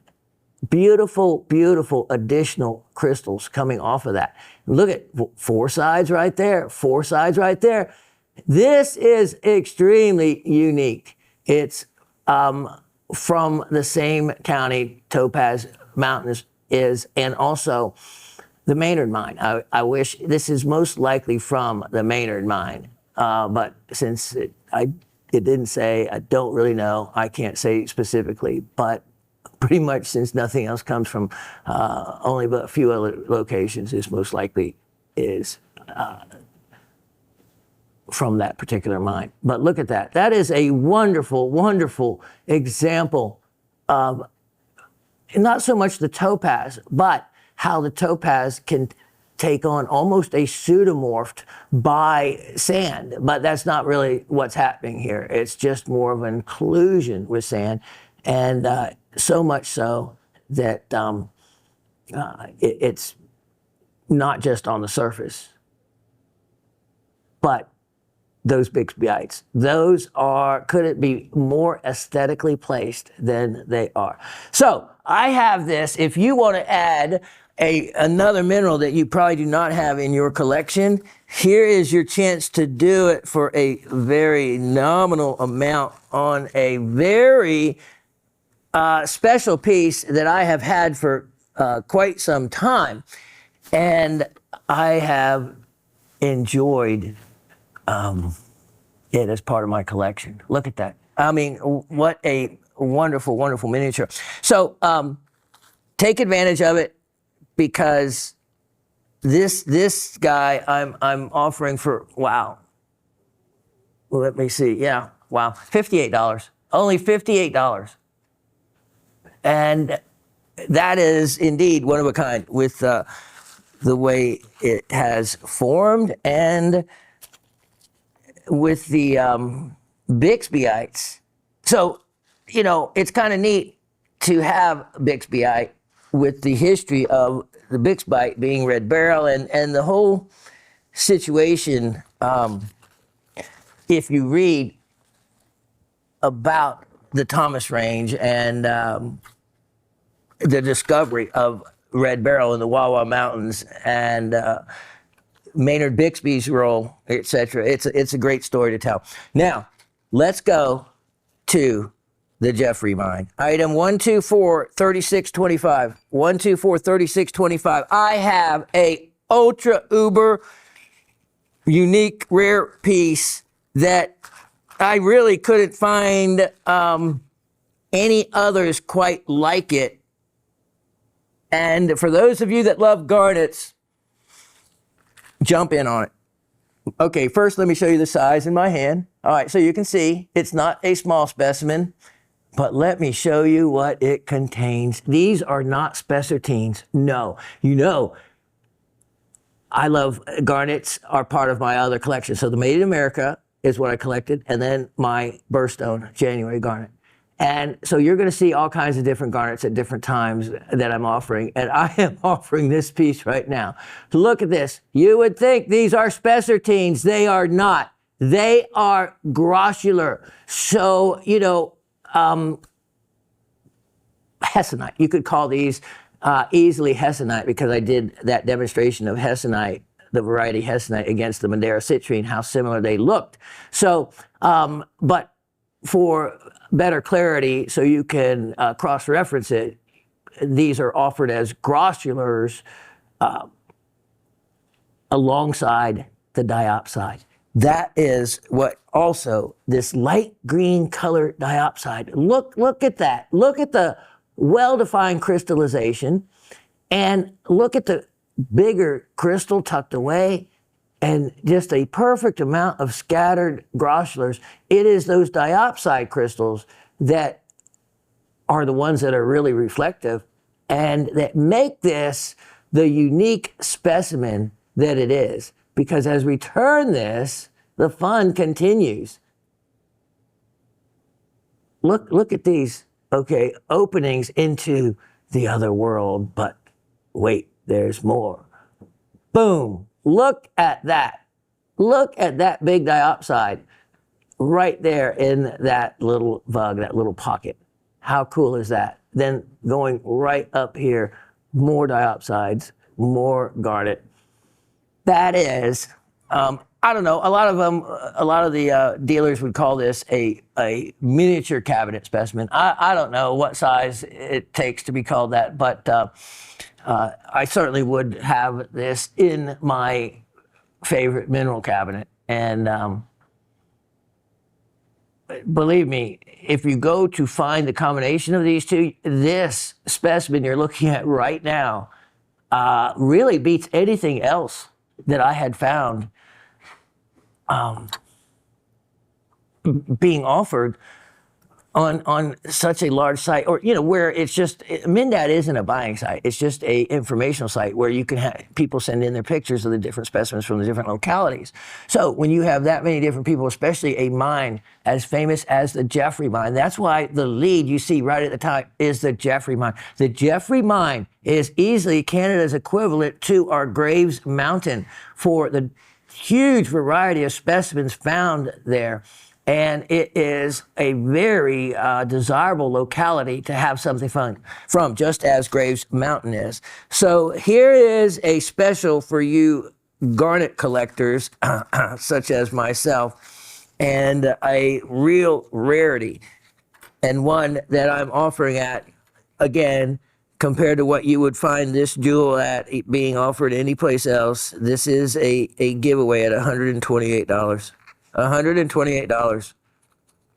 And like I said, there's just not others being offered that can even compare, that I saw, to something like this. Of course, unless maybe there's something outside of that budget that may be available. Okay, continuing with the Jeffrey mine. Let me show you. Oh man, this beauty. Item 124-2625. 124-2625. The Jeffrey mine is known for another type of mineral that comes in two beautiful colors. A wonderful green and a wonderful kind of a purplish, pinkish color end. Well, this is the green color end. And I keep thinking of Miss Jan's specimen, because talking about pink and green, those are two colors that this specimen can come in, but imagine the size of a hand with those two colors. Is still, to give it away, it wouldn't be something reasonable that someone would do, I would think, unless they're crazy like me. Look at this specimen of a beautiful, beautiful Vesuvianite. Vesuvianite. And thanks, Austin, for not putting up the graphic before I do my parsley on the plate presentation. Look at this. Look at this. For one thing, the entire piece that I can tell is all Vesuvianite. It's just the size of the crystal. So you had so many crystals that grew together, it formed a mass, a solid mass. And then, what's left are the large crystals. Look at these. Look at these. Look at the clarity. Let's keep going. Look at every side of this. Look at this side. That is amazing. That could almost be the presentation side on just that view alone. Now, yeah, there's some beautiful, beautiful Vesuvianites in this color, and then also in a purplish pink color that come from there, and sometimes they're mixed. They are wonderful. Look at this. Wow, that is such a great shot. This is a close-up shot you will not find any place else but right here at Gem Shopping. Yeah, I am so proud of the work production does for me, and the cameras and the equipment used. It is top of the line. I'll let you explore Vesuvianite. Of course, given for its original type locality where it was first found, which was Mount Vesuvius in Italy. The other alternate name that was given to it that is still used in the trade at times is Idocrase. There is also, there is fluorescence to this piece. So if you're a fluorescent collector, check that out. The Jeffrey mine has been closed. There is no more specimens coming from it, just like Graves Mountain situation is closed to general mining. And there is nothing new. This is an old specimen I've had a long time, and it's a nice size. This would definitely be called a miniature cabinet quality specimen. And I meant to look at that and figure out what that was. But I am going to leave it to all of you. Go to mindat.org, look this locality up, and then start going through the mineral list for that locality to figure out what that is, and you'll be able to do it. You will. Okay, price on this, it is very affordable. Look at the size of this, only $128. $128.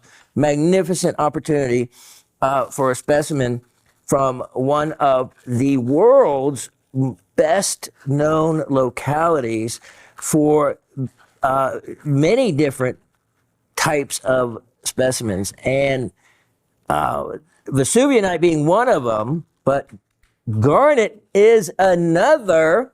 And I already showed you one garnet variety. Let me introduce you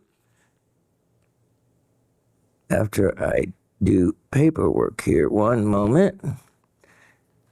Okay, so I'm famous for getting marker on my finger, so apologize for that. All right, let's see what, yes, here it is. Ready? It's item 124, 2325. So trying to keep these kind of in order for you so that if you're looking for something in particular, you get to see everything from that one locality and decide, because this is another one of the Jeffrey mine. Incredible specimens offered. Look at this. Here is that color is exactly what my human eye sees. Well done to production for being able to bring you the exact look that I see in person. Now, here's what's special on this. The salmon pink color, for one thing, is rare, this color. This is a grossular. Now, that's why I generally use the term grossular, because not all grossulars would necessarily be a hessonite. Remember, you have sabarite, the green garnet, that is a form of grossular. So this would be one, I wouldn't call it hessonite, I would just call it the salmon pink grossular, just by its straight up name. Now, if you look at this diamond shaped repetitive pattern. Isn't that crazy? Isn't that cool? I love crystallization. That is really neat and very desirable in these garnet crystals. And it's also helps to identify the locality of where they are from, because it is the Jeffrey mine that is known for producing garnets that have that continued stair-step growth is kind of how they refer to it. And if I could catch the light on these, I saw it on them as well. Let me go down here and see if we can catch the light on the surface of them. Yeah, there you go. There's one there. And see, not all of them will do that. See, that one doesn't. That tells you right there, one right next to the other, and one has that formation and the other doesn't. So you can see then why it's special. This one I can see has it too, has the triangular stair-step growth. All right, so isn't that neat? Yeah. Another, like if you. Oh, another angle? Yeah. Look at those going down. Yeah. Yeah. Yeah. Yeah, look how much orange it. Yeah. Oh, look at this one on the side. Here it is. Look at that. That is really cool.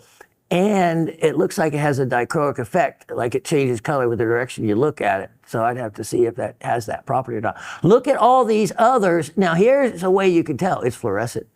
These are strongly orange fluorescence. Now I try and try. I'm not going to try. Give up. Trying again. But you can spot other little garnets that you normally wouldn't see, like little tiny ones, by using fluorescence, because then they really stand out. Go in the closet like I do.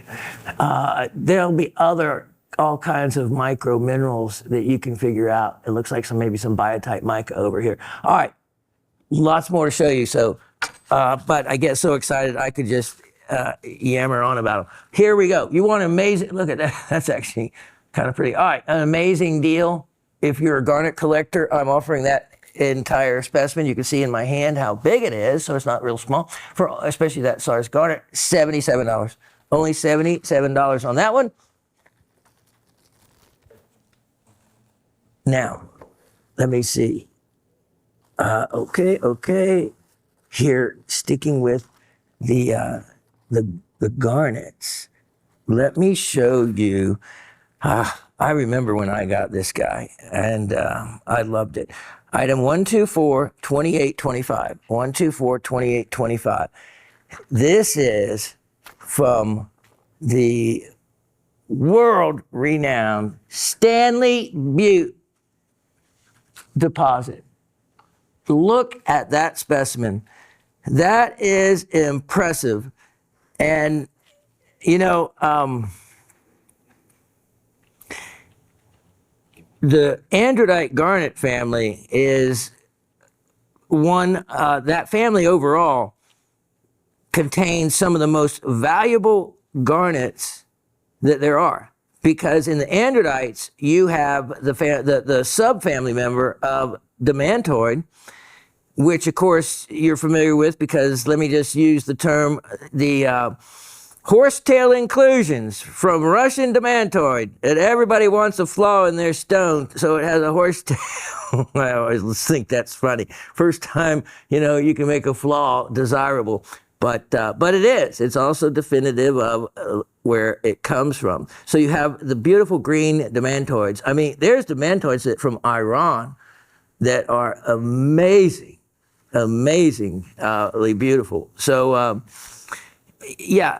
Now, then you have probably close to really the second most valuable, other than like something like Uberabite, are the Japanese rainbow iridescent garnets overall as specimens. They're just ultra uber rare. And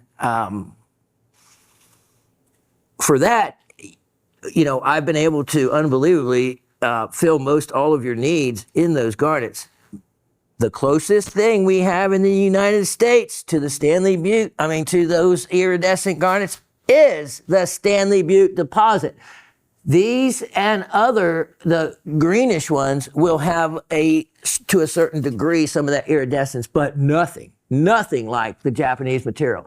Now, what you see here is the androdite in its wonderfully pure form of being an androdite garnet. It's not a demantoid. It's not a, iridescent. It's just a classic androdite. Now, look at this. Look at this very cool quartz crystal.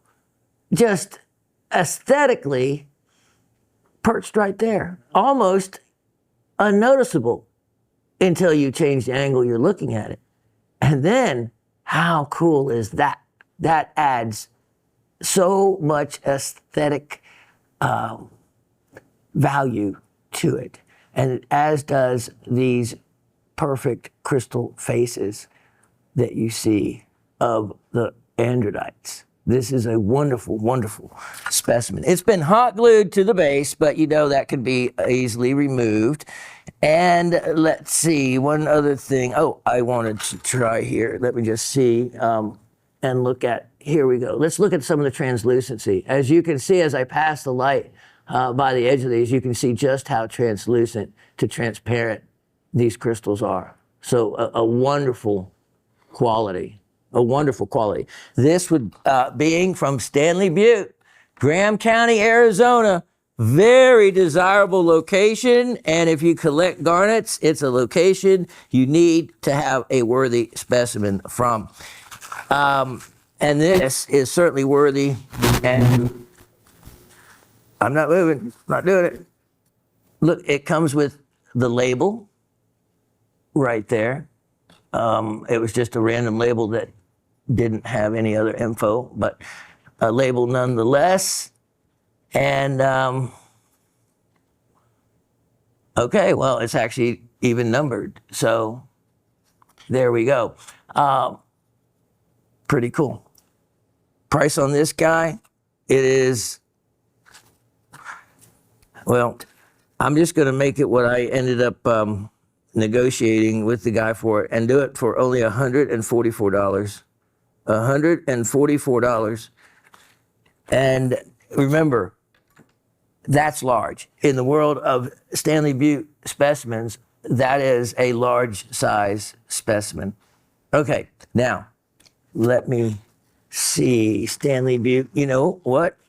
Since we're in America, let me show you another stunning made in America piece that will give you another new mineral I bet no one has. Item 1242425. 12425.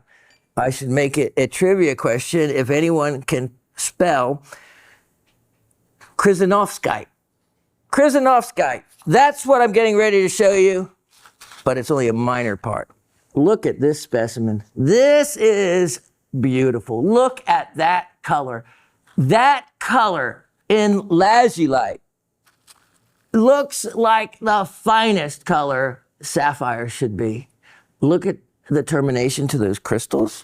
Rapid Creek. 15 years before this deposit was discovered, there was another miner panning way downstream from this deposit and found little rounded, tumbled blue stones in his pan. He never traced the creek up. In other words, you keep going up the creek panning until you don't find those anymore.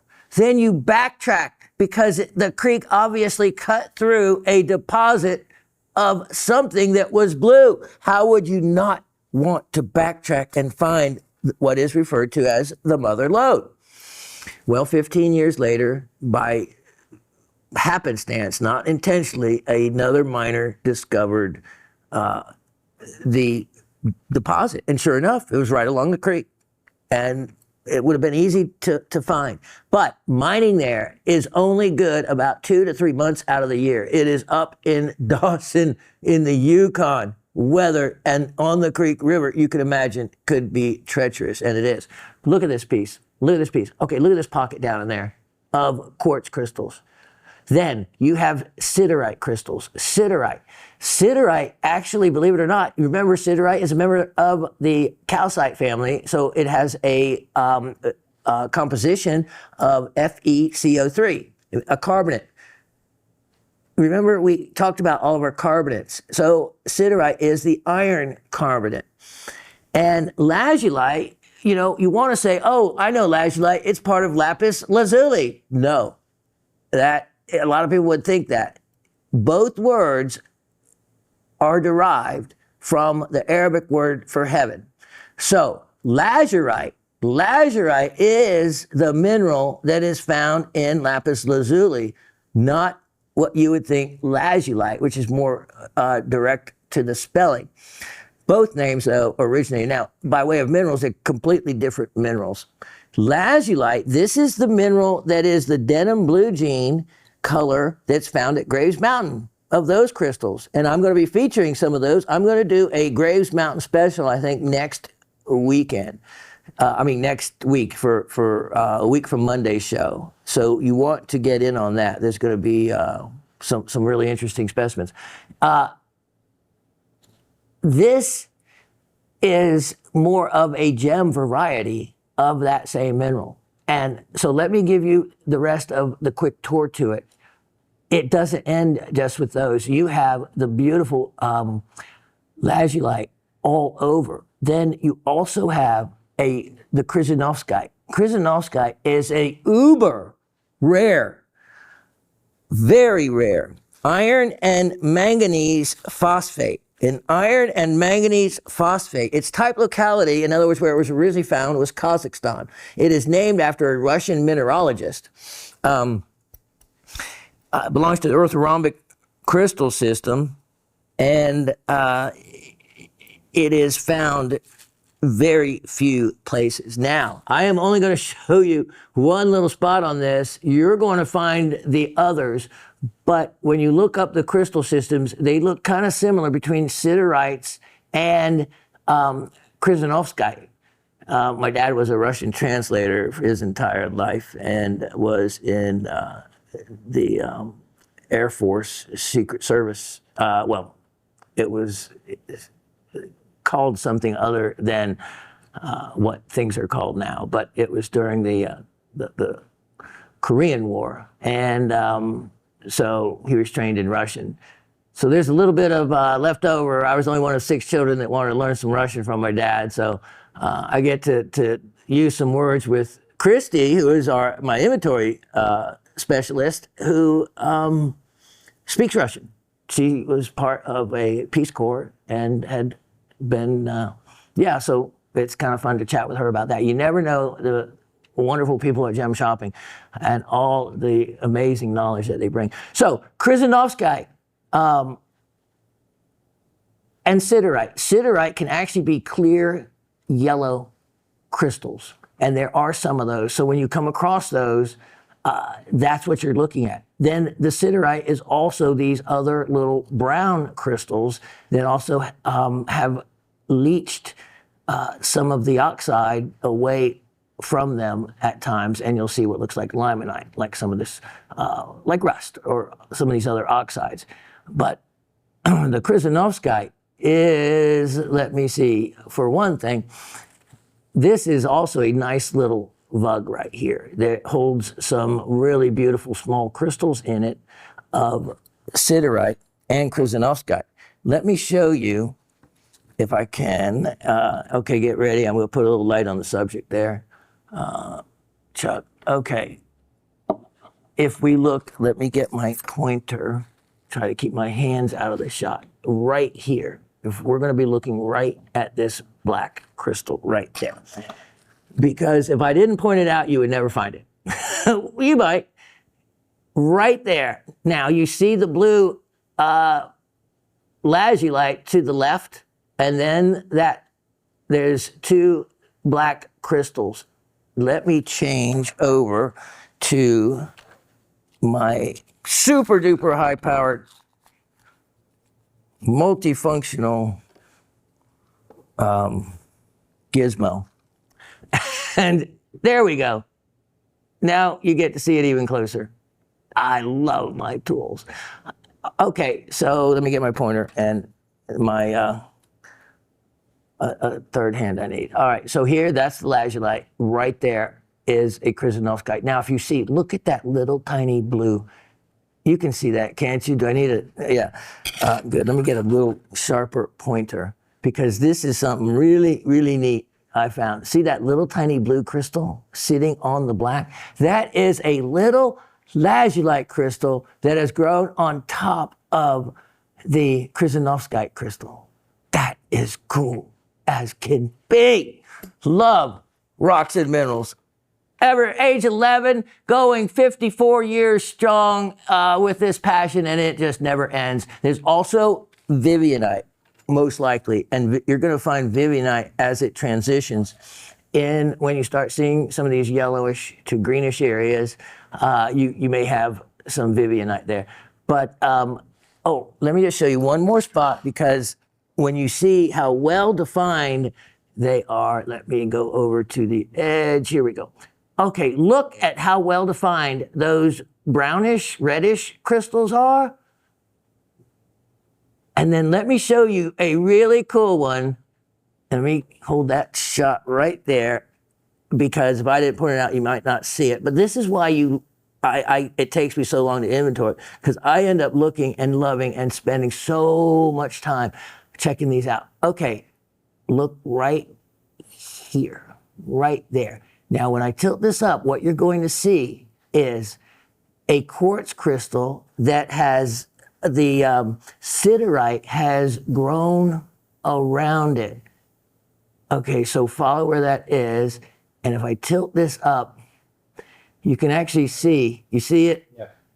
Yeah, you see the end of the crystal. It actually split the siderite crystal, and the siderite crystal grew around both, around it on both sides to a terminated point. It is those little things like that that make a specimen.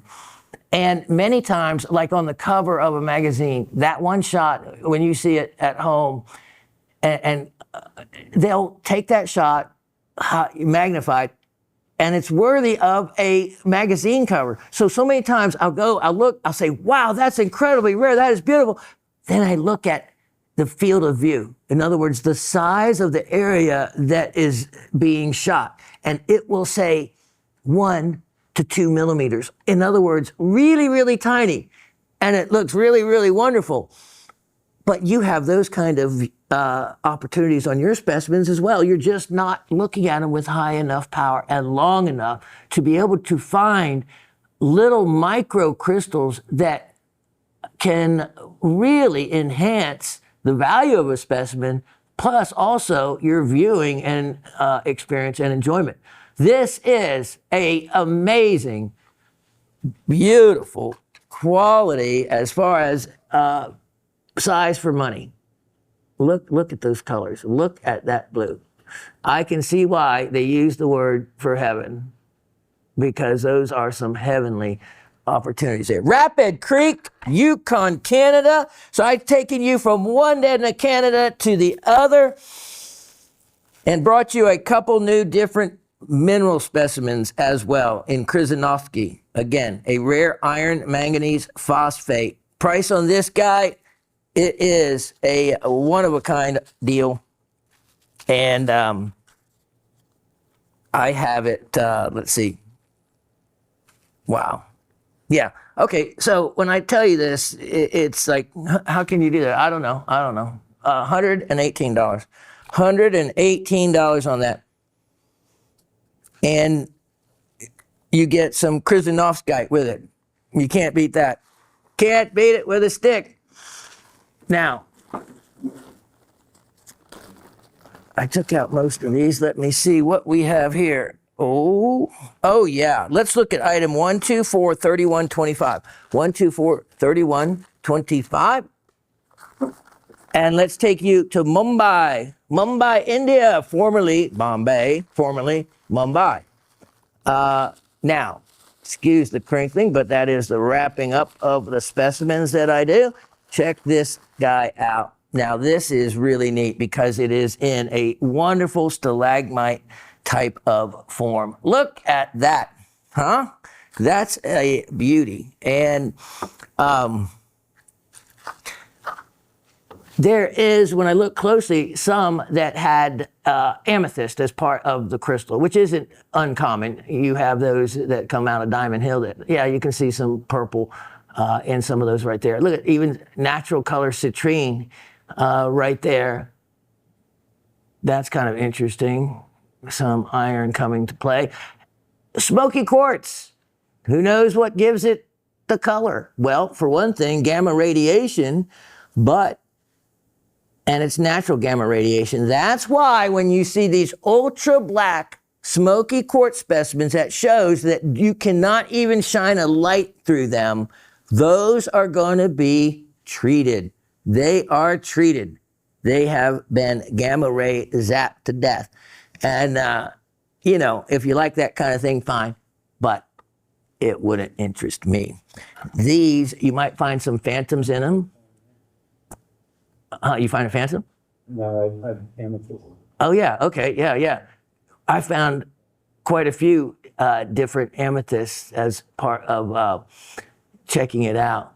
I was looking mostly up here on the column on it. But you can see when you look at these, there's probably some goethite. In other words, some of those broom looking type inclusions.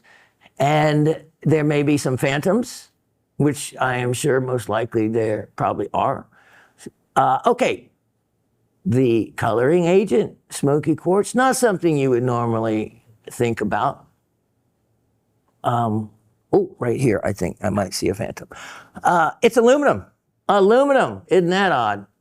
Let's look here. What are those? That's a reflection. Okay, so it looks like there's a phantom right there, doesn't there? Mm-hmm. Yeah, there's a phantom right there. There it is, right there. I told you, and I didn't even have that in the graphic, but I figured there were some, and you're seeing it right now at the same time that we're seeing it.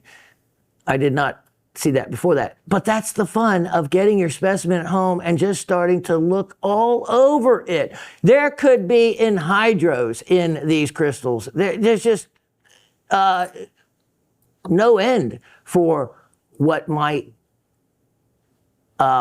be part of this, down in between crystals, etc. So take your time, look at it. I have this at a wonderful price. If someone wants to have this is a cabinet size specimen, and I have it for a really reasonable opportunity. This is only $128.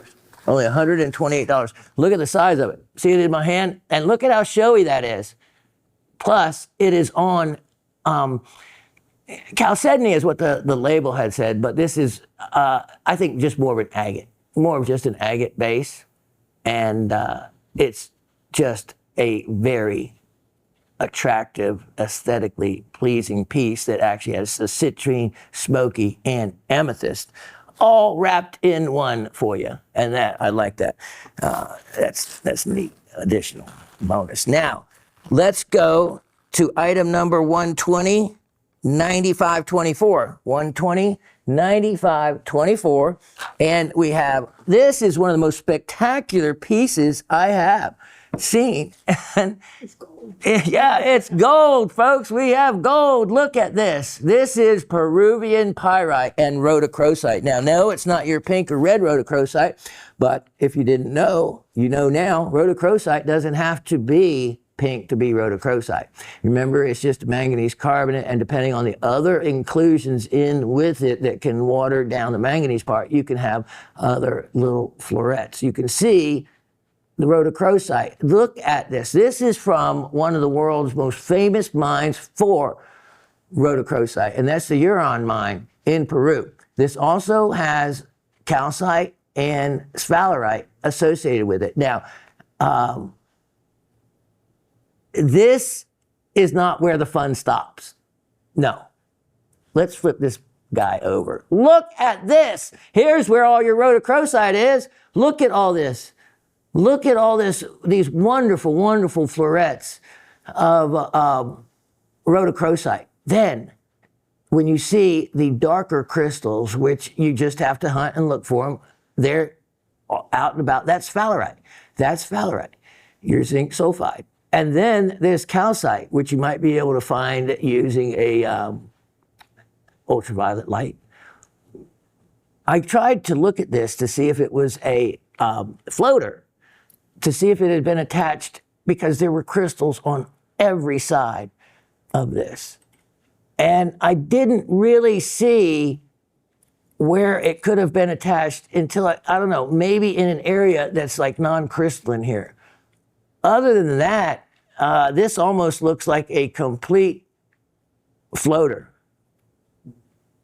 because it'd be very difficult to have these crystals growing and it still be attached, if you understand what I mean, to the wall. You certainly couldn't have them growing on both sides. There has to be room. There has to be a gap. There has to be, as I showed you in the gold pieces, I featured those crevices in the quartz. Same thing with specimens. There has to be room for the crystals to grow. If not, you get a solid mass.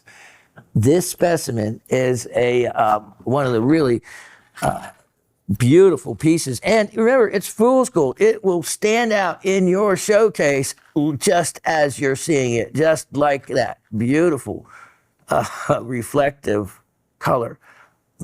Let me add something else. If you do ultraviolet and test it, there are some of the brightest neon orange reflections, and finding them scattered throughout. And I'm going to leave it to whoever gets this to do a little homework on what's causing it. They're little black oxides of some type. I think some type of ore oxide.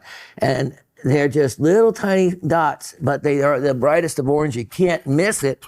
And I just didn't have time to do the research on it. I don't think it's sphalerite. I think it's something else. But let me know if you figure that out. All right. I have this at a amazing opportunity. Someone take advantage of it because it is going to be only $87. Only $87 for that. Now, let me show you. Here is a beauty. Item 124, 2225. 124, 2225. We're going to get into some gemstones in a moment as I need to speed up time. Look at this. Okay, I hope you're collecting my spessartine specimens that I have been probably not very bright to even offer these for sale now, but I am, and I have been letting some go. Remember, garnets. So it's part of my collection. This is a really unique one. Not only are the smoky quartz crystals in beautiful condition and shape and aesthetically perched wonderfully, but look at this green muscovite mica. And, excuse me, this is real unique. You can see this has grown around this beautiful spessartine crystal. So yeah, these are not grossular. These now are the manganese garnet, the spessartines. And if you look, they will have a really neat kind of triangular step growth on some of these. But what is so perfect is look at the feldspar crystals. These feldspar crystals, the microcline, are just in excellent shape and form. Let me do that. Okay, look at more of the green muscovite, which is really unique and definitely value additive. Then when you look close, you have these tiny little spessartines that you don't notice until you start wanting to notice them. And then you can spot them. And some of them are so tiny, it takes, magnification. But here's what I want to show you and what's in what says flower. I am not sure what went on here, but if you can look at this, look at this. It is a quartz flower. And, excuse me, it is not where a larger crystal has sat and the quartz form around the base, because I looked on the inside of these crystals and they're not just flat. They have crystalline formations and growths on them that is different than what it would be if it wrapped itself around a garnet. It's odd that there does appear to be 6 sides to it, and they are quartz, but I thought, because you can get hyalite opal AN, I thought that's what it was, because opal AN often can form with some of these specimens. It did not check that. It did not fluoresce, and it was crystal shaped. Opal AN is amorphous. There is no crystalline shape to it. These have a distinct crystal, very quartz-like type of look. Look, they're crystals. Can you get in any closer? Okay. I don't know. This could be something really, really unique and rare that has not been seen in other specimens. I spent a lot of time on this piece trying to research this anomaly and found nothing in any of the other many specimens of this that I looked at that had anything to do or mention anything like that formation. So whoever gets this, if you find out anything more, I would certainly like to know. This is a really special type of growth and formation. I am not familiar with. I'll tell you that straight away. Look at that little iris right there in that one. Look at that iris. There is everything this specimen has to offer, including, look at this. What is the backside? Well, what's that? A smoky quartz? What are these? A little more garnets? A whole nother plethora of fun.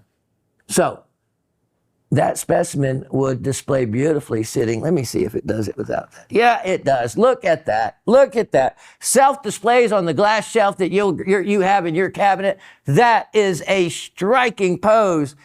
And it is natural. It has not been cut to be that way. I see a little bit has been ground off, but they certainly did it appropriately. Okay, here we go. Take advantage of this piece because you know how rare and unique and how they're not coming out of that locality anymore. So this is an opportunity for you. If you don't have one of the Wushan mine specialties, you certainly should treat yourself to one. And I am not going to have that many more that I can even offer. So this one, it is priced to sell for the way these have been selling in the market. It is they're not cheap, but I'm making this one affordable at $178. $178. That little floret of quartz might make, well, the piece is already worth well more than that. It could make it worth quite a bit more. I just don't have enough information that I can charge money for it. Let's look at item 124-0724. 124-0724. And here I have one of the most unique aquamarines I have ever seen. It was intentionally cut to showcase and to feature this anomaly in the stone. Hold on, I'm just trying to get something to wipe it down before I put it out. Okay, look at that. Look at that. Now, let me get the tweezers and show you. It is a Faden. Faden in German means thread. And right down through the middle of this piece, you can see, let me do it this way. There we go. There's the thread. And it was intentionally faceted to retain that thread and to make it be in the middle. Look at that color. Look at that. There we go. As I turn it that way, you can see, look at how well defined that thread is right through the stone. Now, it might be chlorite. I'm not exactly sure what it is made up of, but when you look close at it, you can see, let me see if we can do this. Okay, there we go. You can see what looks like additional crystals coming out of coming from both sides. Look at sticking up. There we go. That is unique. I have never, ever, ever, and I've heat treated thousands of carats of aquamarine. You can't heat treat an aqua like this. They tend to explode naturally. So I don't know if that's natural color or someone got lucky heat treating it and it didn't explode. But either way, that is an amazing collector's crystal. And I have it priced ridiculously inexpensive for what it is. I am offering that one. How about this? $98. $98. And look at the weight. If you just figure it by weight, that's like $15, $16 a carat. And the Faden part makes it very desirable. Let's look at item number 124-1025. 124-1025. I need to get hustling here. Here is, look at this. Look at this. Now, this is not Ethiopian Maseso opal. Oh, no. Yeah, this is the real deal. Let me put this up while I'm yapping. Okay, you're used and you've seen the chocolate Macesso opals. Well, it's obvious this isn't chocolate, and it's therefore obvious that it is not Macesso, which was your chocolate opal and your nodules that I have shown and featured over really the last few weeks. I've showcased a couple of them for you before, and at some very reasonable prices. I'm looking real quick to see. I thought I had another one to show you. I think I do if I ramble long enough. But in general, by far, the Mexican opal nodules like this are way more valuable than the Macesso chocolate opals. And you can leave it like this. This would be a great one to make. Remember, I can do wire wrapping, have it wire wrap for you. Or you can cut a cabochon out of it if you'd like to do that, because it's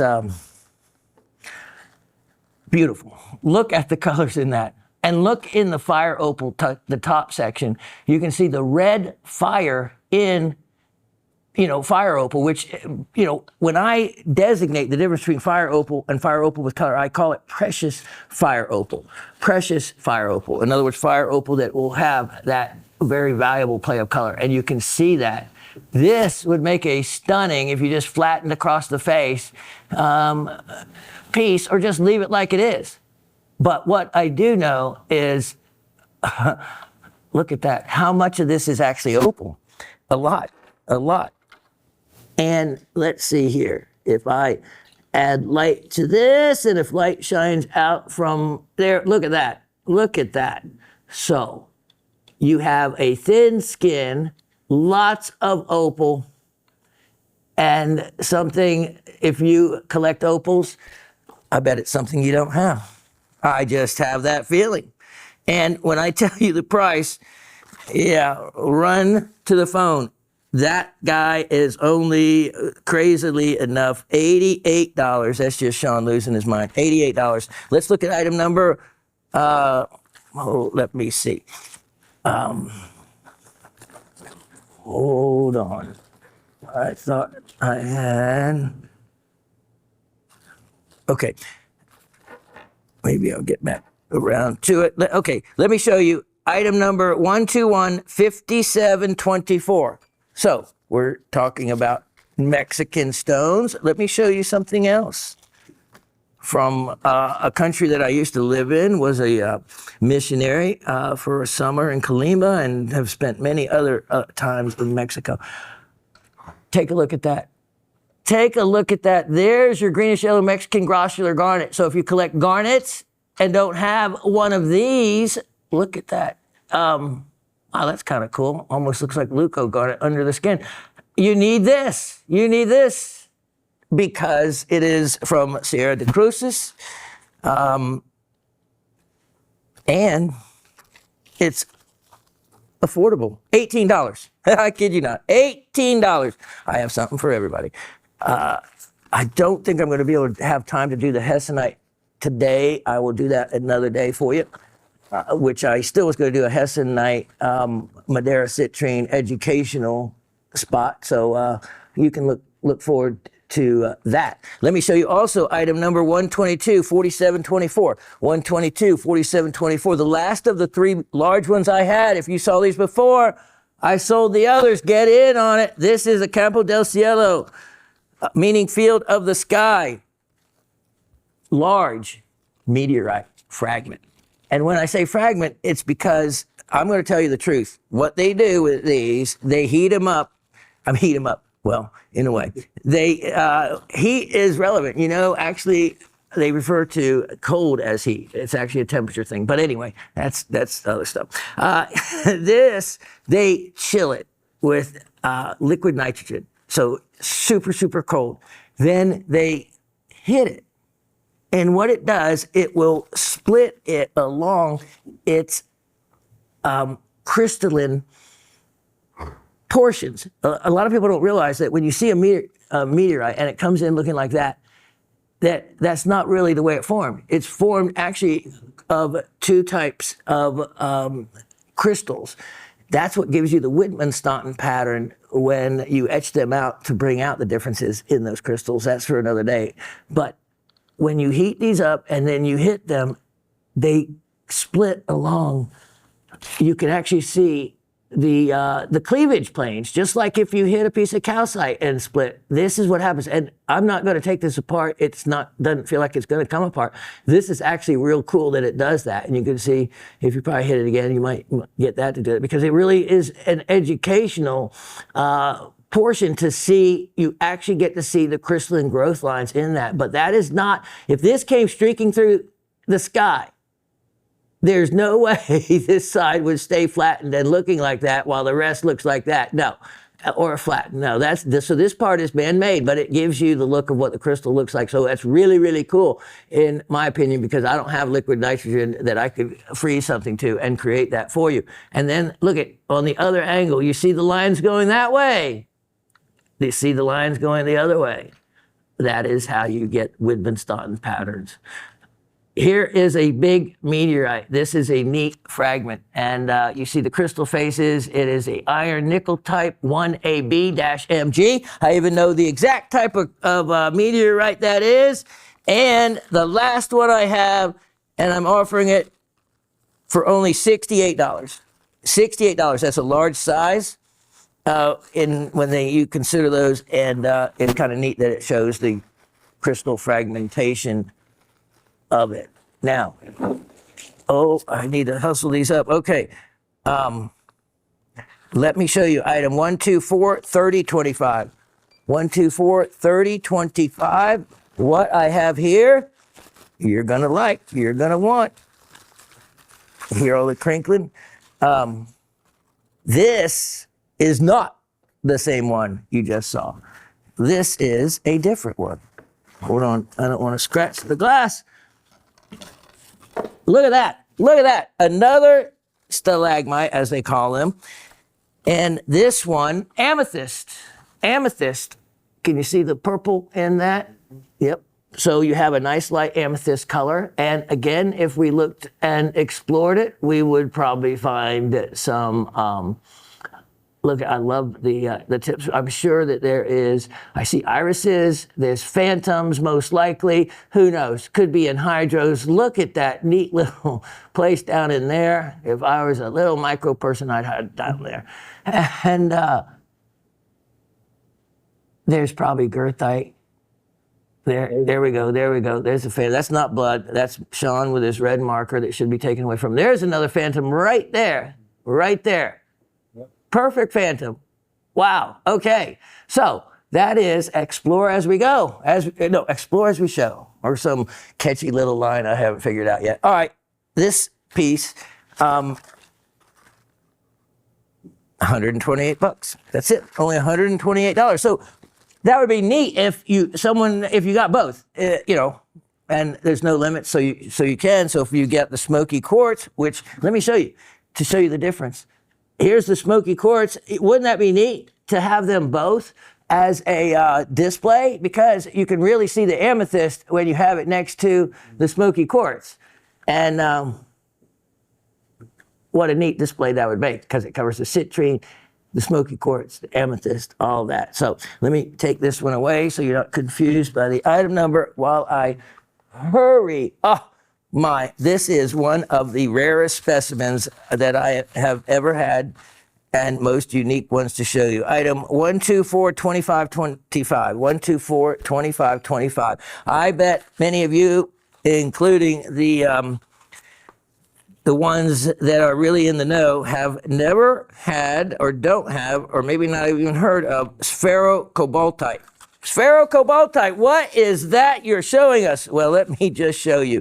If you love color in your minerals, look at this one. Look at this one. That is sphero-cobaltite. And what is it? Well, it belongs to the calcite family. So therefore, it is simply CO3, cobaltum carbonate. It is the carbonate version of cobalt.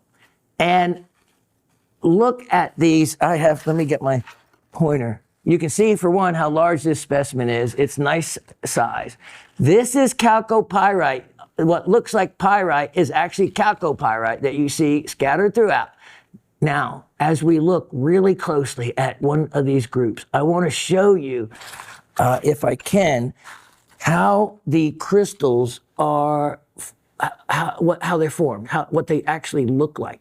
They're not just clumps. Don't look at my dirty.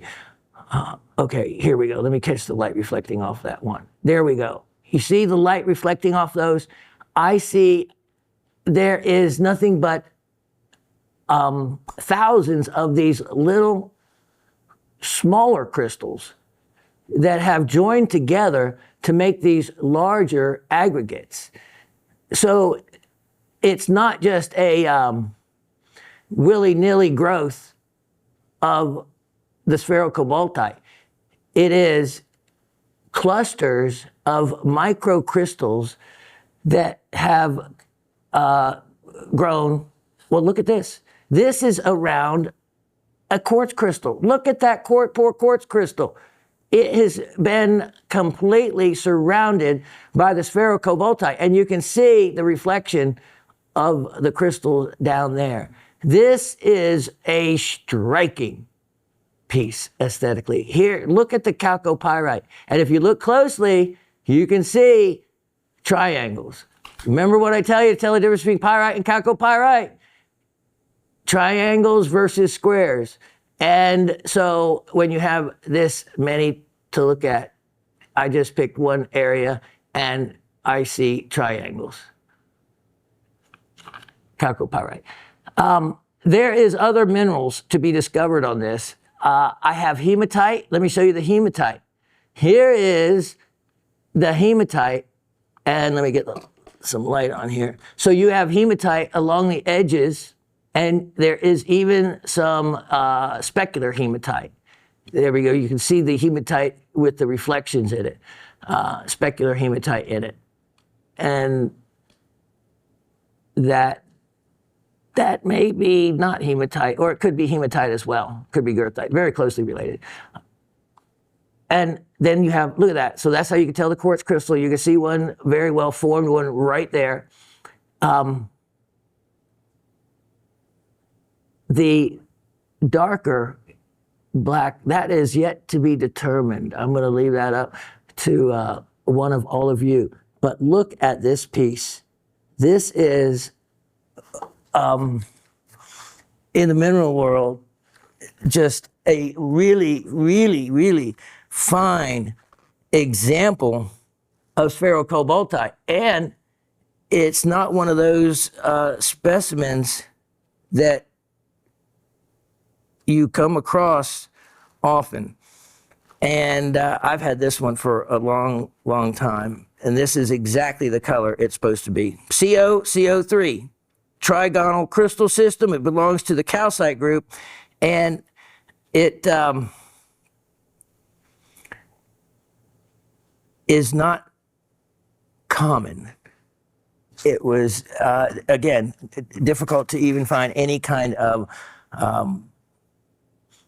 many specimens to compare it to, but this is a standout in anyone's showcase because of that beautiful kind of magenta color. I don't know, you ladies will know a better description. I couldn't come up with the reasonable price on something like this would be in a $600, $700, $800 range anymore. Put that in auction, who knows what it would go to. It has everything you want to be run up in an auction. And let's see. Let me see. There we go. Look at that. Even self-displays. So you know how much I love that. Price on this is a ridiculous amount. It's only $198. And that gives anybody, any of you, an opportunity to get in on something as unique and rare as that is. Item 1186924. 1186924. I'm going to try to show you 5 things in the next few minutes that I have. Look at this. Look at this piece. Yeah, I know. I will. Sorry. All right, look at this. Fluorite, quartz, pyrite.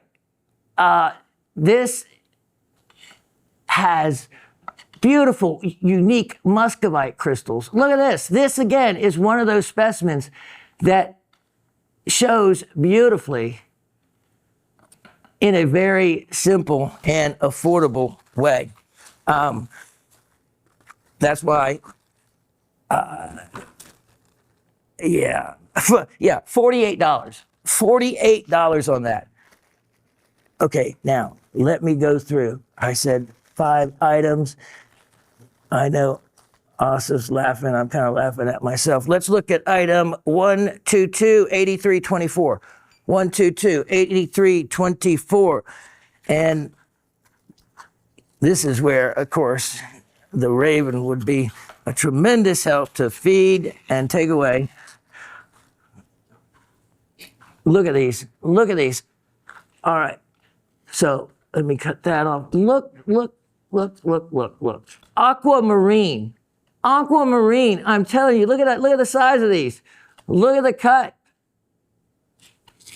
That one is, have I lost my ever-loving mind? Okay, so that one, the rounds, look at how rare. A round cut aqua, an oval, another custom cut round, another custom cut round. You cannot find rounds in almost any stone, let alone aqua. And those aquas all look natural color because you see that light green tint in them.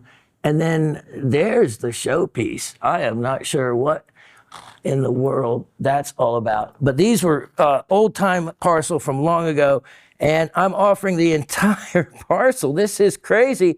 10 carats hit this entire parcel for $68. $68? I don't know. I don't know. Something wrong with my head. Okay. Wait.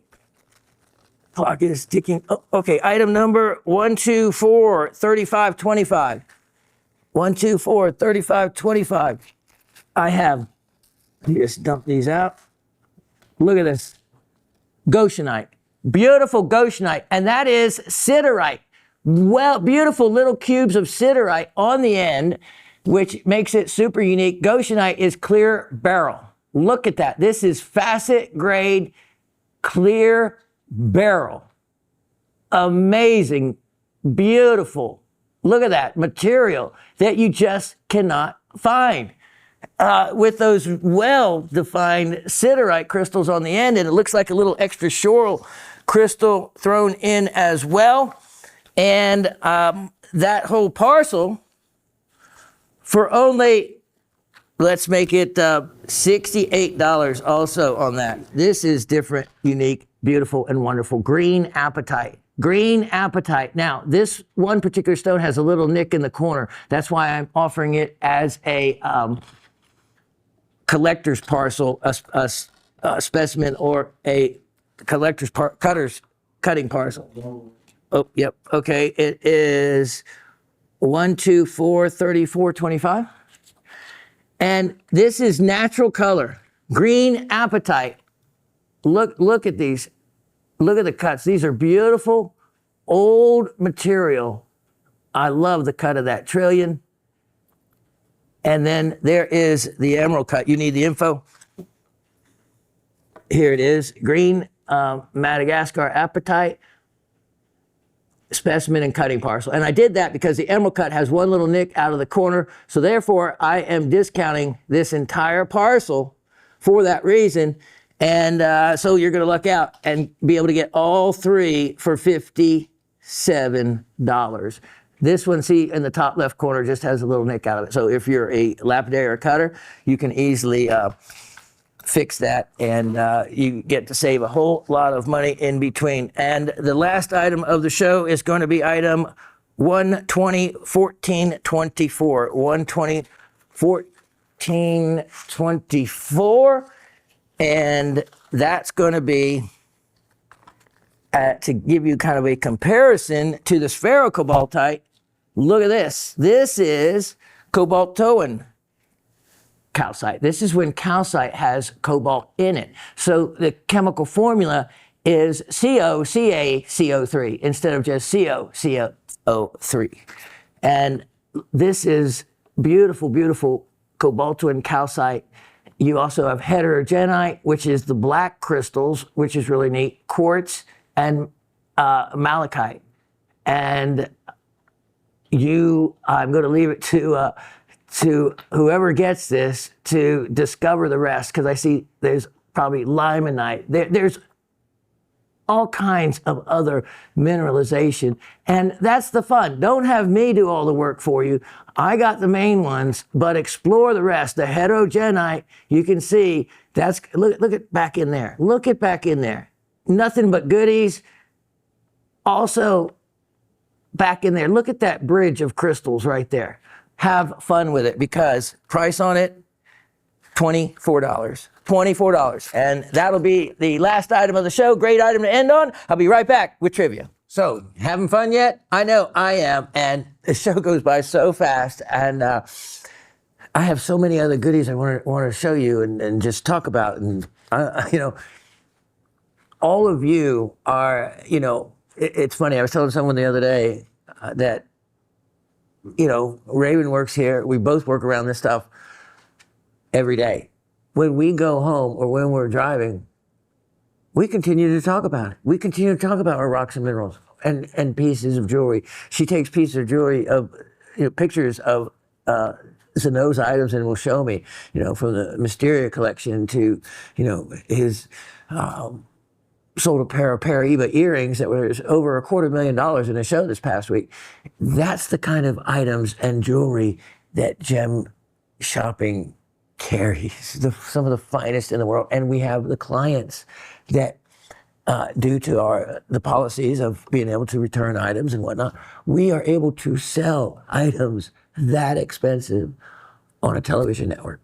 And that sounds, 25 years ago, that would have been like, never in anyone's mind would they have thought that people could trust a business enough to spend that kind of money on only basically what I call the number of senses you use. So on TV, you use sight and you use sound. The presenter, the host, me, I get to use touch, and in some specimens like sulfur, I can use smell, but I get an extra sense to be able to communicate through to you on two senses. So Gem Shopping and the hosts are able to convey enough information and trust that people will make those kind of purchases. But all of those beautiful gems that you can see, what I call upstairs or at Gem Shopping Network or gemshopping.com, all of those start in the ground. And that is where Shawn reigns. I am the king supreme of the ground and what comes out of the ground.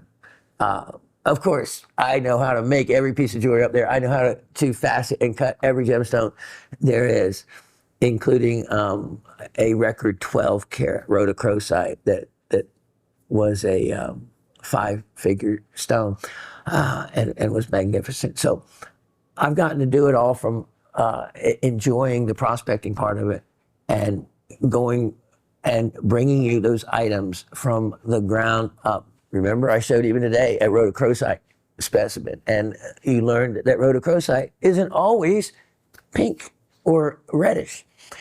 So this is for the level of knowledge where it starts, and you can go as high as you want by watching Gem Shopping and listening and taking notes and learning. And I appreciate all of you. And with the continued number of like and subscribe members, we're now at over 11,000. subscribers. So I really appreciate that support and all your kind comments and the new people, Miss Rachel and Mr. Jim. All of you, you don't have to leave a comment, but I like to know you're out there. So, yeah, if you want, just let me know you're out there. Shawn@gems.com. Simple as that. Okay, ready for trivia? I am. I'm still putting away the items I showcased, and that even takes me forever. Because I, again, start looking at everything again. And, oh, this one, wait till you see next week. I'm just going to give you a quick glance because I forgot to show it to you.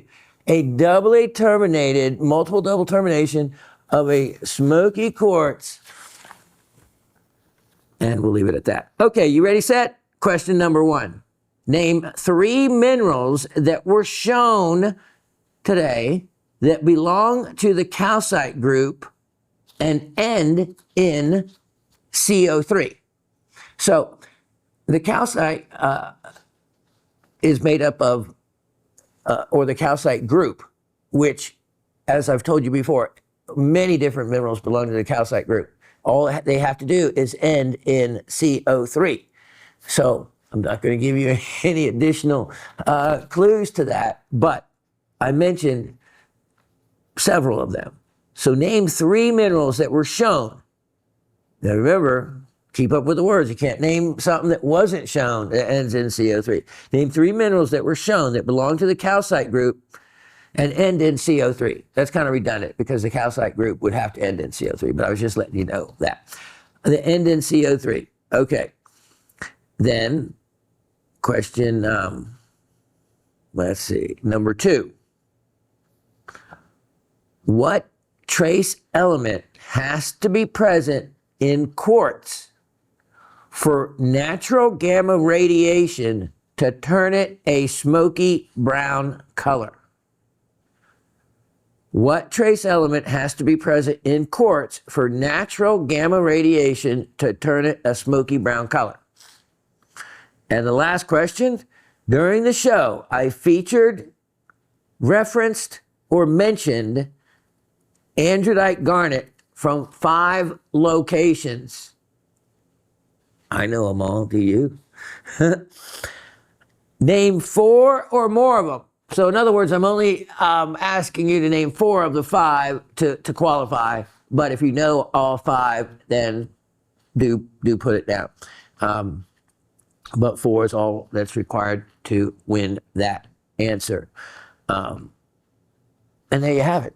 There you have it. So I'll read that one again. During the show, I featured, referenced, or mentioned andradite garnet from 5 locations. Name 4 or more of them. All right. So, you know, to me, this was the prize out of all the items. I mean, I have had lots of different zeolites, but that one is special. I really just don't know how special. And that's where my lack of some pricing knowledge benefits all of you. I just want to always make sure I'm less than everybody else. But I think my less is like, you know, here instead of like here. But don't worry. Don't worry. I'm not going to be, my mind is, I had 2 wonderful, magnificent jewelry stores, sold them both, and they're both still in business. But but I didn't make it in the business. I think I have a problem with something called profit. Just can't get around that word.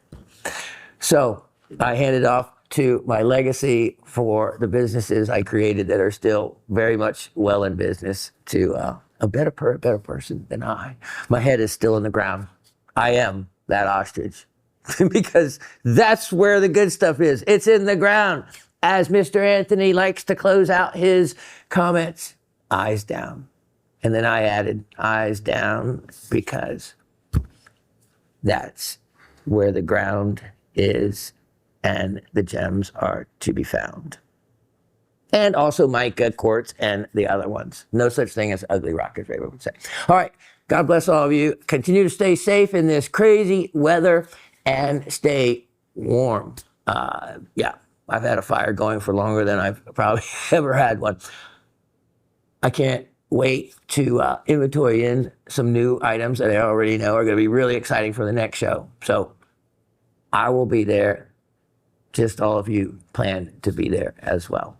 And I thank you so much for that support. Cheers. God bless. See you next Monday.